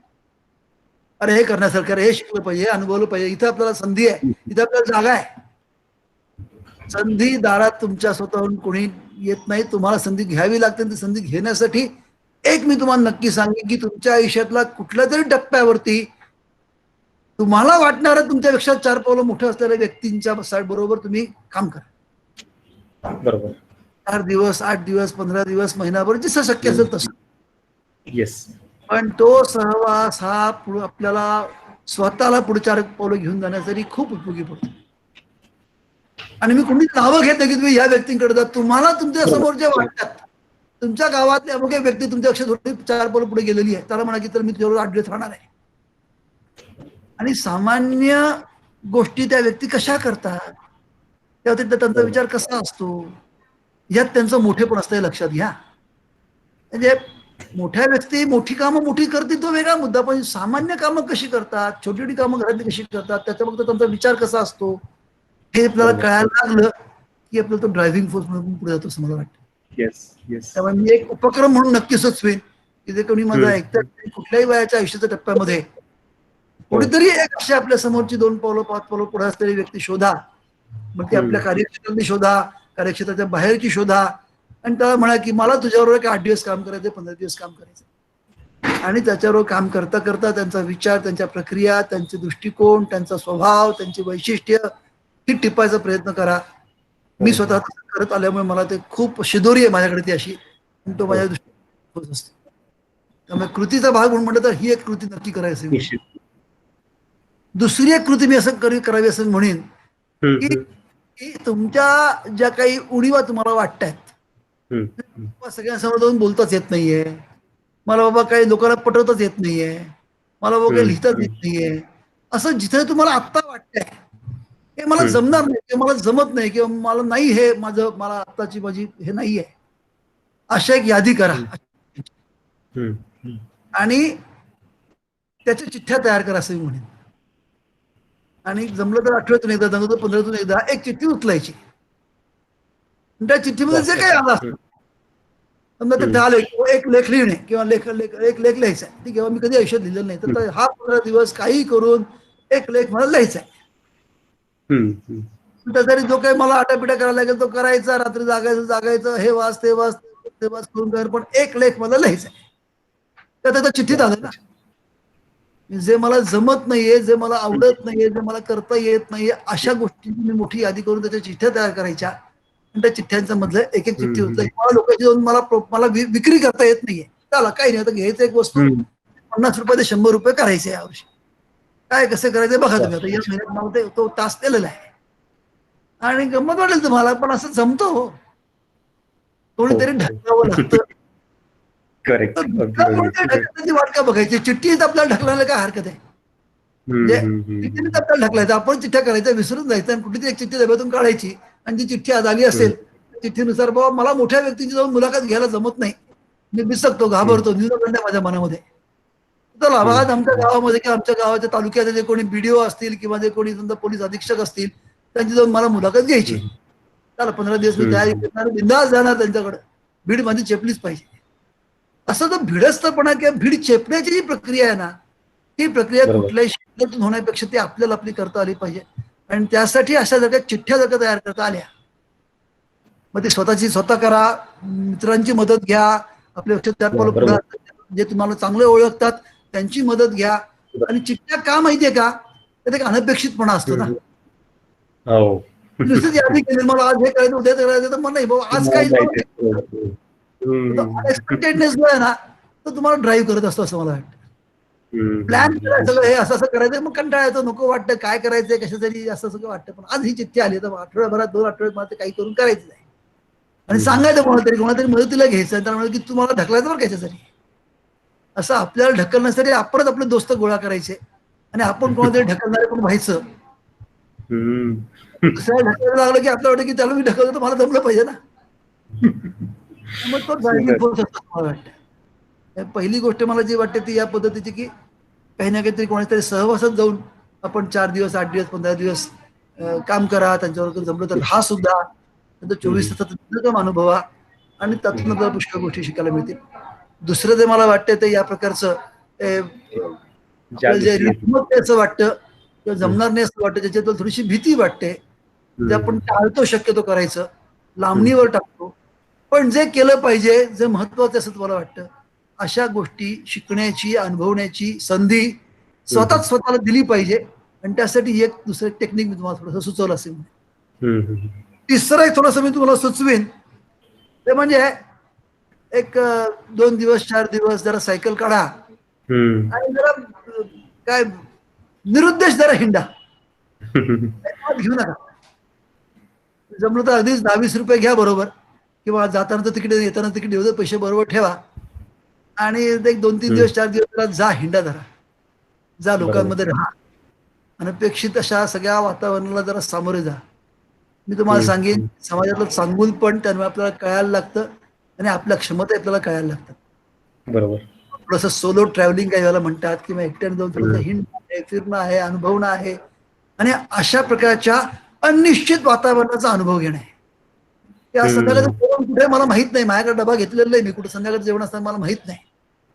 आणि मग त्या भुकेमुळे का होईना पण मी 4 जणांशी बोलतो आणि मी सांगणार नाही मला भूक लागली म्हणून, मला जेवायला जाऊन सांगणार. पण मी असं किती त्यांच्याशी गप्पा मारीन की तोच मला विचारेल की अरे मग काय झालं संध्याकाळच्या जेवणाचं, नाही मग चल की माझ्याकडं, बरं जातो, काय हरकत नाही. नाही दिलं तर ठीक आहे, एखादी रात्र बिन जेवणाची राहिली आपली, पाण्यावरती जेवण राहिलो, मग कळतं की अरे ज्यांच्या घरामध्ये खरंच आग आहे पोटामध्ये, त्याची अनुभूती पण येते आणि माणसांची माणुसकी पण येते. असं असं म्हणेन की 2 दिवस 4 दिवस कुठेतरी पुढचं कुठे माहित नाही, उद्याचं जेवण कुठे माहित नाही, उद्याचं गाव कुठे माहित नाही, पण 2 दिवस 3 दिवस थोडं घरच्यांशी बोला. मी अगदी अनपेक्षित तुम्ही घरातून निघून जा असं म्हणणार नाही मी, पण असं 2-3 दिवस 4 दिवस असा एक अनिश्चिततेचा अनुभव घ्या असं. आणि या अनिश्चिततेतून स्वतःच्या खूप क्षमता कळतात, स्वतःचा विचार आपण करतो स्वतःबरोबर, खरंच मला काय करायचं आयुष्यामध्ये याचा विचार त्यांनी सुरू होतो आणि मग त्यांनी तुम्हाला दिशा सापडायला मदत होते. मला असं वाटतं की मी तुम्हाला 3 युक्त्या सुचवल्यात. नंतर काही सुचवल्यात, बोलण्यासारखे खूप आहे. हो, निश्चितच. माझ्याकडे सांगणार बऱ्याच गोष्टी आहेत, पण त्या सरदोपट मी गोष्टी शक्यतो टाळतोय आता सांगायचं. ते अजून तुम्ही कोणीतरी तुम्हाला सांगेल सुद्धा, पण थोड्या ऑफबीट, थोड्या जरा वेगळ्या प्रकारच्या, जे एरवी कदाचित सगळेजण तुमच्याशी बोलतील असं नाही, अशा हे 3 गोष्टी तुम्हाला मी सुचवायचा या निमित्तानं जरा संधी घेतली असं मला वाटतं. काही प्रश्नोत्तर पुढचं बोलूया. प्रश्नोत्तर घेऊ सर आपण. खूपच सुरेख, म्हणजे तुम्ही अगदी जस्ट थोडक्यामध्ये सुरुवात जी केली की असमाधानी राहायचं आहे, त्या नवीन काहीतरी शोधणे. मला जोनाथन आठवला, तुम्ही जे काही सांगत होता, जोनाथनचं पुस्तक तुम्ही अगदी मला, तुम्ही जे सगळं समोर जोनाथन होता माझ्या, आणि ते जे तुम्ही एक गोष्टी सांगितल्या ना सर, म्हणजे रडायचं नाही आणि सहवास, जे आपल्यापेक्षा 2 पावलं ज्याला जास्त येतंय त्याचा सहवास जो कोणी, त्याचा तुम्ही घेत राहायचा आणि त्यातनं शिकत राहायचं.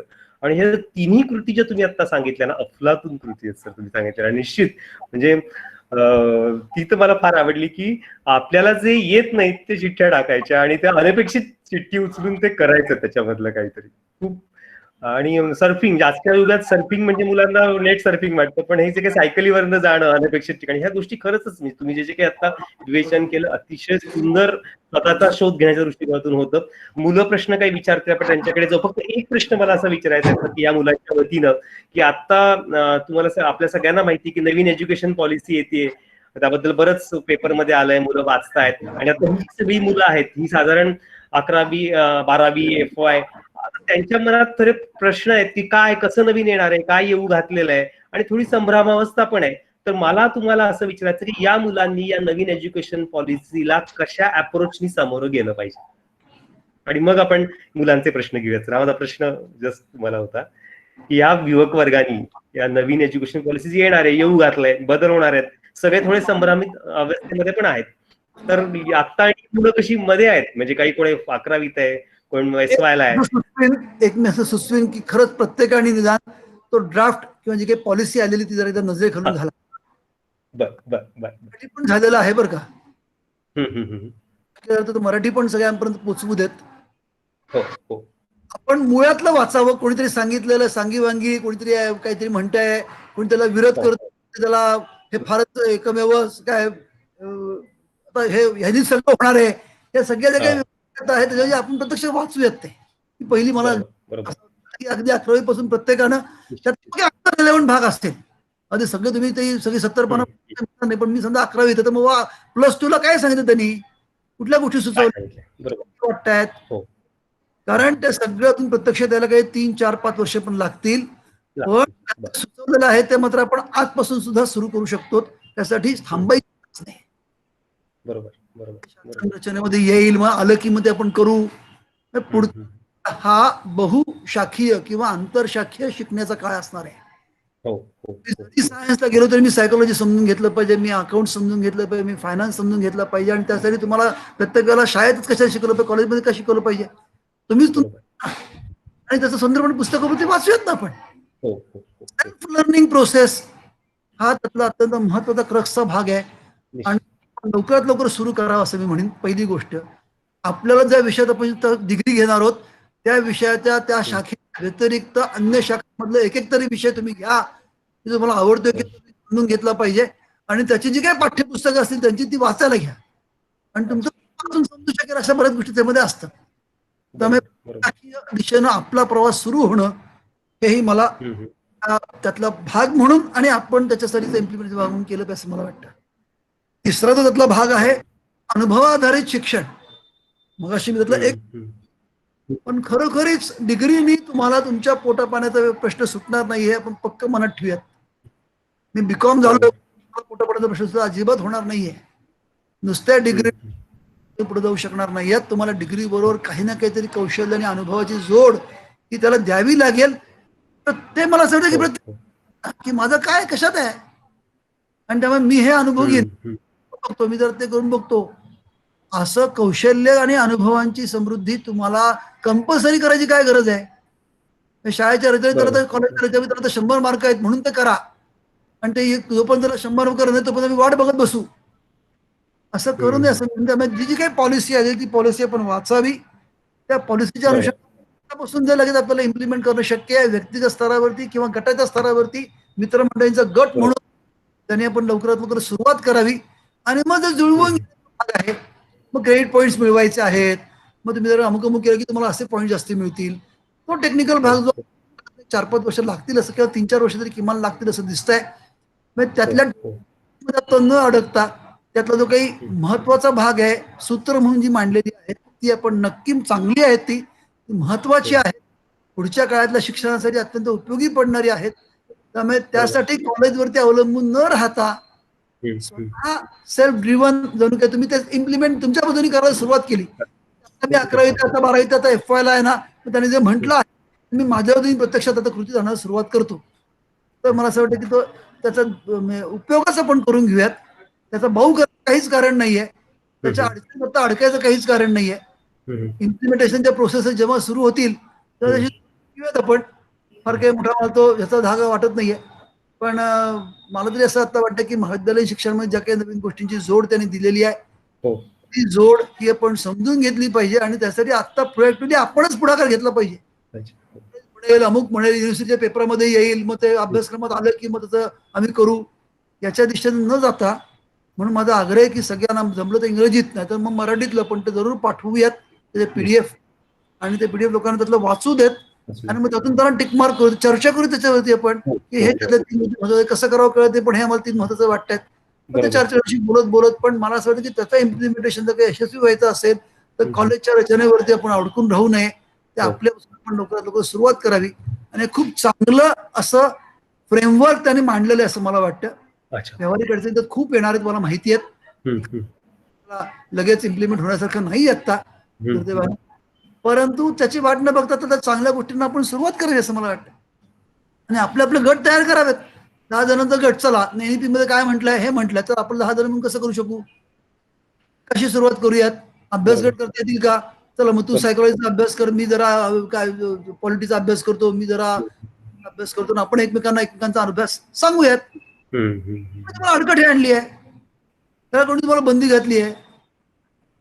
मला असं वाटतं की अशा बहुशाखीय किंवा आंतरशाखीय अभ्यास हा लवकर करावा. करंट इव्हेंट्सचा अभ्यास लवकरात लवकर आपण सुरू करावा, तो त्याशी जोडला जाणार आहे.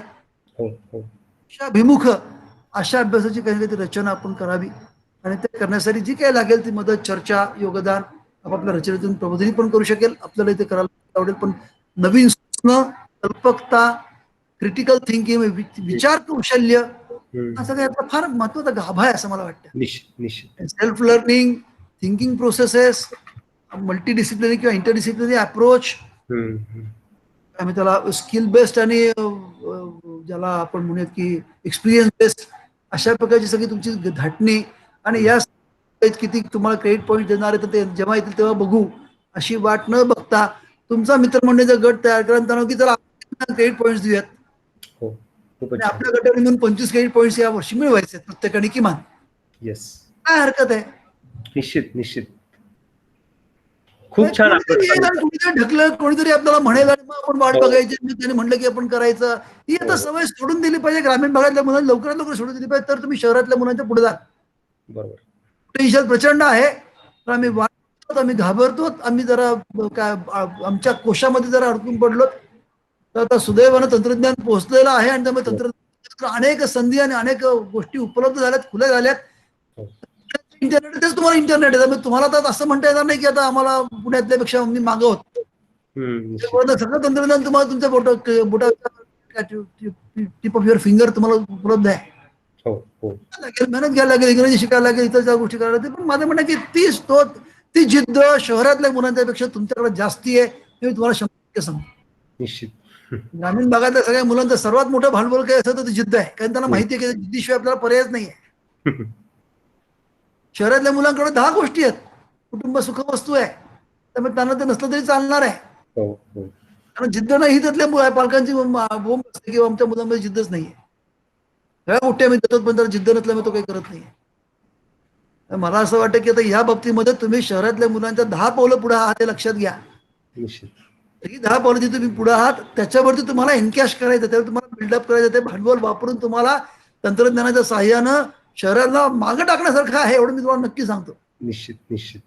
आणि त्यामुळे मला असं वाटतं की NEP आलेला आहे त्याचा उपयोग करून आपण त्याचे सूत्र समजून घेतली आणि पिअर ग्रुप जर आपण तयार करू शकलो, आपला 10 जणांचा, आपला 15 जणांचा गट, तू काय शिकलास, तू काय केलंस, का नाही केलंस आहे, जरा कान पकडा ना एकमेकांचाच, आणि शाबासकी पण द्या ना एकमेकांना. निश्चित. खूपच छान सर, अतिशय छान अप्रोच तुम्ही दिलात विद्यार्थ्यांना. अतिशय रास्त अप्रोच आहे आणि विद्यार्थ्यांनी निश्चित यावर विचार करतील. खरं तर मुलांना जे कोणाला प्रश्न विचारायचा असेल त्यांनी एक तर माईक ऑन करा आणि प्रश्न विचारा किंवा टाईप करा प्लीज, कारण मीच बरेच वेळ घेतलाय, खरं ऑलरेडी आपली वेळ संपून गेलेली ठरलेला टाईम. मी विचारणार होतो की कसं काय करायचंय. हो नाही, एखाद दुसरा प्रश्न घेऊ फक्त सर. कोण विचारेल please. Yes Shrutika, please mike on करा आणि विचार. हॅलो सर, आवाज येतोय? हो अगदी व्यवस्थित. हॅलो सर, तर शोध स्वतःचा या विषयावरती खरंच खूप सुंदर अशी माहिती मिळाली. स्वतः शोध म्हणजे शांततेचा शोध आहे समजलं. तर सर माझा प्रश्न असा आहे, तर आपण सर्व नॉर्मली आरशामध्ये पाहतो, आपलं प्रतिबिंब पाहतो, पण आपल्या स्वभावाचं दर्शन आपण कधीच नाही पाहू शकत. म्हणजे माणसे आरशात बघून काय नेहमी हाच विचार करतात की जर माझं नाक धारदार असते तर, माझे डोळे सुंदर असते तर, माझे कान मोठे असते तर. पण याच अलौकिक विचारांची शोधयात्रा तेव्हा पूर्ण होते, तेव्हा त्यांचे विचार खरंच परिवर्तित होता. म्हणजे हेच उलट विचार करून पाहिले तर माझे डोळे अतिशय सुंदर आहेत, कारण चांगलं आणि वाईट यांच्या पलीकडे ते पाहू शकतात, सत्य शोधतात. माझं नाक इतकं तीक्ष्ण आहे, जे नेहमी सत्याचा सुगंध शोधते. आणि माझे कान फारच छान आहेत, जे केवळ सत्य श्रवणच करतात. तर या सर्व अलौकिक स्तरावरती आपण आपल्या मनाला कसं प्रिपेअर करायचं, म्हणजे सर तुम्ही सांगितलं की ही परिस्थिती स्वीकारायची आणि उणिवा शोधायच्या नाहीत. उणिवावरती काम करून ही परिस्थिती स्वीकारायची. Hello sir. हा हा, बोल ठीक बोल आहे. बोल. छान बोलतेस, बोल. प्रश्न विचार तर तुझा. हा. तर सर हा जो अलौकिक स्तर आहे, म्हणजे आपलं प्रतिबिंब न पाहता आपल्या स्वभावाचं गुणदर्शन आणि ही परिस्थिती कशी स्वीकारायची आणि यासाठी मनाची कशी तयारी करायची. खूप महत्वाचा मुद्दा तू आता मांडलास. मग अशा माझ्या बोलण्यात मी तर थोडंसं बाजूला ठेवला होता तो. पण मला स्वतःला असं वाटतं की रोज स्वतःशी किमान 5 ते 10 मिनिटं आपल्याला स्वस्थ शांत बसता आलं पाहिजे. त्याला तुम्ही उपासना म्हणा, त्याला तुम्ही ध्यान म्हणा, त्याला तुम्ही मेडिटेशन म्हणा, त्याला तुम्ही स्वसंवाद म्हणा, काही तुम्ही नाव द्या, देऊ नका. त्याला तुम्ही इतर मंत्र म्हणू नका. त्याला जोड द्या, अलीकडे पलीकडे ओंकार म्हणू नका, गायत्री मंत्र म्हणू नका. तो मी सगळं तुमच्यावर सोपवतो. पण त्यातला महत्वाचा जो भाग आहे की रोज आपली 5 ते 7 मिनिटं 10 मिनिटं आपण स्वतःशी संवाद करायला शांतपणे बसलो पाहिजे, जागेपणी आणि फ्रेश असताना. वा. त्यावेळेला थोडंसं तुम्ही जरा कालचा दिवस बघा ना, की कालचा दिवस कसा गेला आपला. बऱ्याच वेळेला अनुभव घेत असताना पण अनुभवामध्ये इतके इन्व्हॉल्व्ह झालेलो असतो की आपण आपलं कमी वय, चांगलं, योग्य अयोग्य असं काहीच बघू शकत नाही. आपल्याला सगळंच चांगलंच वाटतं, योग्यच वाटतं आपण ते. पण जेव्हा आपण तटस्थपणे, त्रयस्थपणे कालच्या दिवसाकडे पाहू शकतो, अरे काल मी इथे एक संधी घ्यायला हवी होती बरं का, नाही घेतली, मी मागं पडलो जरा. अमुक ठिकाणी मी जरा बोलताना जरा जास्ती चाच पडलो, की अमुक ठिकाणी मी पटकन काहीतरी बोलून गेलो आणि ती व्यक्ती दुखावली गेली असेल तर माझा देशात बोललं पाहिजे आणि सांगितलं पाहिजे की चुकून जर का असं झालं असेल आणि मला परत असं होऊ नये यासाठी मला माझ्या स्वभावाला बजावलं पाहिजे. असं कसं काय झालं माझं. गरज पडली तर स्वतःचा कान मनातल्या मनात पकडता आलं पाहिजे आणि गरज पडली स्वतःला मनातल्या मनात शाबासकी पिण्या शाबास आहे, काल मस्त झालं बरं का, काल मी 2 तास अभ्यासाला बसतो, इतकं मनसोक्त मस्त अभ्यास झाला ना, भारी बघा. मला बकअप म्हणता आलं पाहिजे आणि मला गरज पडली तर चूक झाली तर मला कानही पडलं. काल माझं किती 4 तास वेळ वाया घालवलं मी अक्षरशः. कसं काय असं गेला माझा वेळ वाया, मूर्खपणा केला मी. असं नाही होतं का परत माझं. असं माझंच मला बजावता आलं पाहिजे, कानही पकडता आलं पाहिजे.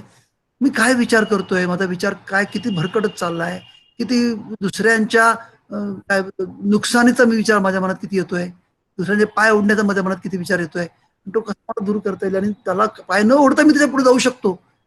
त्यासाठी पाय ओढायची गरज नाही मला दुसऱ्यांचे. त्याला खाली ओढल्याशिवाय मी पुढे वरतीच जाणार नाही असं व्हायचं काही कारण नाही आहे. त्यामुळे असा एक प्रकारचा एक विधायक दृष्टिकोन विचार जर का मनामध्ये यायचा असेल तर असा स्वतःशी संवाद साधणं हे मला खूप महत्वाचं वाटतंय आणि या संवादाला व्यापक उद्दिष्टाची जोड मिळाली पाहिजे असं मला वाटतं. बरोबर. मला नेहमी असं वाटतं की for better and greater cause, better and greater, हे दोन्हीचा जरी ते उद्दिष्ट हेतू आपल्याला सापडणं, शोधणं आणि शोधण्यासाठी आपला ही 10 मिनिटाचा 5 मिनिटाचा स्वसंवाद हा आपला स्वतःची रोज चालणं लगेच त्या अलौकिककडे किती जाऊ शकेल मला माहिती आहे, कारण मी त्याचा अनुभव घेतला नाही त्या अलौकिकतेचा. पण निदान फक्त बाह्य जे दिसतं आहे तेच चांगलं आणि ते म्हणजेच खरं असं न राहता माणसाच्या आतमध्ये आपल्याला डोकावता येऊ शकतं, त्यातलं चांगुलपण आपल्याला दिसू शकतो, आपल्याला चांगुलपण आपल्याला हळूहळू शोधता येऊ शकतो. आणि त्यासाठी असं स्वतःशी संवाद साधण्यासाठी दिवसातली 5-7 मिनिटं तरी स्वस्थ शांतपणे काढा. सुरुवातीला काय करायचं असा प्रश्न पडतो, निदान मी म्हटलं की कालचा दिवस आठवा, काय चांगलं झालं काय नाही चांगलं झालं याचा विचार करा. ते चांगलं झालं त्याचं कौतुक करा स्वतःचं, जे चांगलं नाही झालं त्याचं जरा स्वतःचं कान पकडा. उद्या असं होणार नाही, आजचा दिवस डोळ्यासमोर आणा, मी जर ठरवलं त्याप्रमाणे होतंय का, व त्याची निश्चयशक्ती वाढवण्यासाठी या स्वसंवादाचा उपयोग करा. मी ठरवतो होतच नाहीये, का नाही होते बाबा, मग आळस आहे, अमुक आहे, तमुक आहे, तमुक आहे, तमुक आहे, 10 गोष्टी असतात. नाही बाबा मग यातला मग अजून जरा छोटं मी ठरवेन पण ते झालंच पाहिजे बरं का, तर काही त्याला पर्याय नाही. संवाद करत करत करत जर का आपण गेलो तर मला असं वाटतंय की तुझ्या मनात जो विचार आहे की विचारांकडे कसं पाहायचं, स्वतःचे विचार स्वतःचा स्वभाव कसा बदलायचा, तर येतो. पण ती एका दिवसाची गोष्ट नाही. महादेवाच्या पिंडीवरती आपल्याला अभिषेक करायचा असतो, त्याला आंघोळ घालायची नसते. पाणी आणली आणि त्याला आंघोळ घालून टाकली तर त्याला अभिषेक म्हणत नाही. त्या कळशीमध्ये पाणी भरून तो थेंब थेंब थेंब थेंब थेंब थेंब थेंब थेंब जेव्हा त्याच्यावरती पडत राहतो तेव्हा त्याला म्हणतो. मला असं वाटतं की आपल्यावरती सुद्धा या स्वसंवादाचा अभिषेक रोज थोडा थोडा थोडा होत गेला तर मी असं म्हणतो की 5% म्हणजे दिवसातला 5 मिनिटाचा वेळ हा अशा प्रकारच्या स्वसंवादासाठी द्या आणि त्यातून जी ऊर्जा मिळेल ती ऊर्जा उरलेले 23 तास आणि 55 मिनिटं वापरा. आपली ऊर्जा हळूहळू मिळत जाईल, स्वतः स्वभाव बदलत जाईल आणि मग आपल्याला जसं हवंय स्वतःचं व्यक्तिमत्व तसं आपण घडवू शकू असं मला वाटतं. मग इतर सगळ्या गोष्टींच्या बरोबर हा स्वसंवाद, त्यात उपासना म्हणा, त्याला तुम्ही ध्यान म्हणा, त्याला तुम्ही काही नाव देऊ नका, पण रोज स्वतःशी 5-7 मिनिटं का होईना पण शांत बसलं पाहिजे आणि त्यावेळेला हा विचार स्वतःला बदलवण्याचा, स्वतः बदल घडवण्याचा, स्वतःच्या विचारांकडे त्रयस्थपणे बघण्याचा हा आपण व्यायामच केला पाहिजे म्हणून एका बाजूला.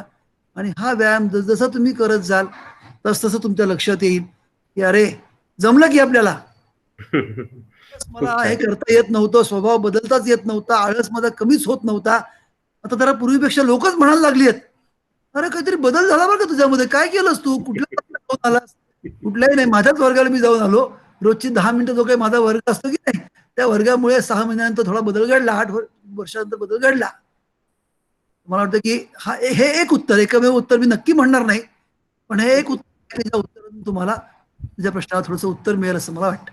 खूप छान, खूपच छान सर, छान सांगितलं. आणि श्रुतिकाने खरंच छान प्रश्न विचारला. खरं तर वेळ आपली होऊन गेलेली आहे. मला तर वाटतं की एक भाग असा ठेवा की अनेक मुलांना जॉईन होता नाही आलेलं, हे मुलांनी ऐकल्यानंतर प्रश्न उत्तरासाठी तुम्ही एक दिवस द्यावा असं मला असं वाटतं खरंच. कारण आता ग्रुपवर टाकणार आहे आणि अनेक मुलं अशी होतात की नंतर प्रश्न विचारतात. आपली वेळ ऑलरेडी खरं पुढे गेलेली आहे. तरी अजून कोणाला एक शेवटचा प्रश्न कोणाला सर तुम्हाला मी असं सुचवतो प्लीज प्लीज प्लीज मला नक्की पुन्हा यायला आवडेल, पण त्याच्यासाठी मला प्रश्नांची यादी लागेल. हो निश्चितच, त्याच्यावरती मी ठरवेन की परत मला यायचं का नाही यायचं ते. येस येस येस खूपच छान. मला वाटतं की आपली वेळ संपल्यामुळे आपण याच म्हणजे खरं समीर सर तुम्हाला काही विचारायचंय अदरवाईज विचारलं पण खूप छान. म्हणजे जे काही मी आता ऐकलं 2 तास 1 तास ऐकलं, म्हणजे मी आता 57 वर्षाचा आहे, पण मला पण आता पटलं की अरे आपण बऱ्याच गोष्टी करायच्या राहिल्यात आणि मी संतुष्ट म्हणतो. तुम्ही ते म्हणालात की आपण माझ्याच कोशामध्ये किंवा त्याच्या बाहेर पडलं कम्फर्ट झोन जो आहे तो आपण नुकसान किती करतो. हे जर मुलांना आता 10वीच्या मुलांना जर आतापासून जर कळलं की कम्फर्ट झोन मधून बाहेर यायचं तर ही मुलं आपल्या देशाचं वंडर देशाला कुठे कुठे घेऊन जातील. म्हणजे सरांनी जे सांगितलं ते इतक्या लवकर मुलांना ऐकायला मिळालं या वयामध्ये, मुलांचं भाग्य आहे. हे आम्हाला जर 40 वर्षापूर्वी ऐकायला मिळालं असतं तर आम्ही पण बरंच काहीतरी करू शकलो असं वाटतं. तर मुलांनी नक्कीच याचा फायदा घेतला पाहिजे की कम्फर्ट झोन मधून बाहेर येणं सोपं नाहीये, पण जमू शकतं प्रयत्नाने. अजून 40 वर्ष आपल्यालाही आहेत अजून, त्यामुळे काही प्रश्न नाही. ते सवय आजपासून चालू करणार. ज्या ज्या गोष्टी मला करायला आवडत नाही त्याची लिस्ट तयार करा, चिठ्ठ्या आणि चिठ्ठी उचलणार रोज. खूपच छान सर. खूपच छान. खरं तर तुम्ही खूप व्यस्त शेड्यूल मधनं आज वेळ काढला. मला माहिती तुम्ही अनेक गोष्टी करत असता, अनेक गोष्टी तुमच्यासारखे नवीन नवीन उपक्रम चालू असतात, नवीन नवीन चॅलेंजेस स्वीकारत असता. त्यातनं आज हा वेळ काढला आणि या मुलांशी संवाद केलात. मी अल्फाबाईटच्या वतीनं, विद्यार्थी सहाय्यक समितीच्या वतीनं खरंच मनपूर्वक धन्यवाद तुमचे सर. आणि मी तुमच्याकडनं हे घेतो की आमच्याकडनं चांगले प्रश्न येतील आणि मग तुम्ही निश्चित पुन्हा एकदा असाच 1 तास आमच्यासाठी सर्व विद्यार्थ्यांसाठी काढावा या अपेक्षेने आपण 2 मिनिटं होते. वेगळी कल्पना जी आता बोला तुमच्या आहे आपण एंड करू सर. येस मला माहित नाही ते किती लगेच आम्ही करू शकणार होतो, पण एक अस्वस्थता यावर्षी अशी होती माझ्या मनामध्ये. बोला आपण ग्रामीण भागातल्या मुलांसाठी दिवाळी अंक काढतो आणि तो अत्यंत सवलती दरात मुलांपर्यंत पोहोचवतो. यावर्षी कोरोनाच्या सगळ्या काळामध्ये आता ते अवघड होणार आहे, कारण पोहोचणं शक्य नाही. आम्ही स्वस्तात पोहोचणार नाही, कारण शाळा चालू नाही आहेत, मुलं आपापल्या घरी आहेत. बरोबर. किंवा त्यांच्यातून पोहोचलं तर पाहिजे चांगलं साहित्य. सगळ्यांकडे इंटरनेट नाहीये, सगळ्यांकडे स्मार्टफोन नाहीयेत, रचना देऊ शकत नाहीयेत. आम्ही एक असा हे करतो की बोलका अंक आता आपण यावर्षी ओपन करणार आहोत. अजून एक 4-8 दिवसामध्ये त्याची प्रक्रिया सुरू होईल. अच्छा. फोन नंबर मिळेल आणि मुलांनी आपापल्या ठिकाणून तो फोन करायचा फोन केल्यावरती 1 नंबर दाबलं की त्यांना गोष्ट ऐकायला मिळेल, 2 नंबर दाबलं की काही गाणी किंवा कविता ऐकायला मिळेल, असं करत त्यांनी 6-7 गोष्टी त्यांना याच्यावरती ऐकायला मिळतील. दर 4 बदलत राहील आणि महिना 35-40 तरी वेगवेगळ्या प्रकारच्या गोष्टी त्यांना ऐकायला मिळाव्यात आणि या माध्यमातून 50,000 मुलांना तरी याच्यामध्ये आपण सहभागी करून घेता यावं आणि होत असणार आहे. तर या सगळ्या प्रक्रियेमध्ये आपण करावं अशी मी म्हणलं ना की अस्वस्थता असली की काहीतरी तुम्हाला डोक्याला होतो. बरोबर. तर यावर्षी जरा आहे एक 4-8 दिवसामध्ये आम्ही त्याच्यावरती प्रत्यक्ष कार्यवाही करू शकू. तसं झालं तर ते नंबर आम्ही तुमच्यापर्यंत पण पोहोचवू, तुम्ही निश्चित. तुमच्या घरापर्यंत पोहोचवा आणि खरोखर जादू करूयात आपण की अनेक मुलांना त्यांच्या घरी राहून दिवाळी समृद्ध आणि आनंदाची जावी यासाठी आपल्या वतीने हा छोटासा प्रयत्न आम्ही तुमच्या वतीने करू इच्छितो. तुमच्या सगळ्यांचं योगदान त्याला नक्की उपयोगी पडेल असं मला वाटतं. खूप खूप छान सर. आणि तुमचा ऐकावा कार्यक्रम जो आहे ऐका पहावाचा मुलांनी आस्वाद घेतला लॉकडाऊन मध्ये खूप आवडला तो सगळ्यांना. अशा वेगवेगळ्या गोष्टी खूप गरजेच्या आहेत सर. आणि आपली तर वेळ खरंच खूप निघून संपलेली आहे, टाइम पण झालेला आहे. तर पुन्हा तुम्ही भेटायला याल प्रश्न उत्तरांना या अपेक्षेसह रजा घेऊयात. खूप खूप धन्यवाद. मनापासून धन्यवाद. काही कमी जास्ती आला असेल तर बाजूला ठेवा, सूत्र गोष्टी पुढे घेऊन जा एवढं मी तुम्हाला सुचवतो. निश्चित. Thank you sir. Thank you. Bye bye. Bye sir.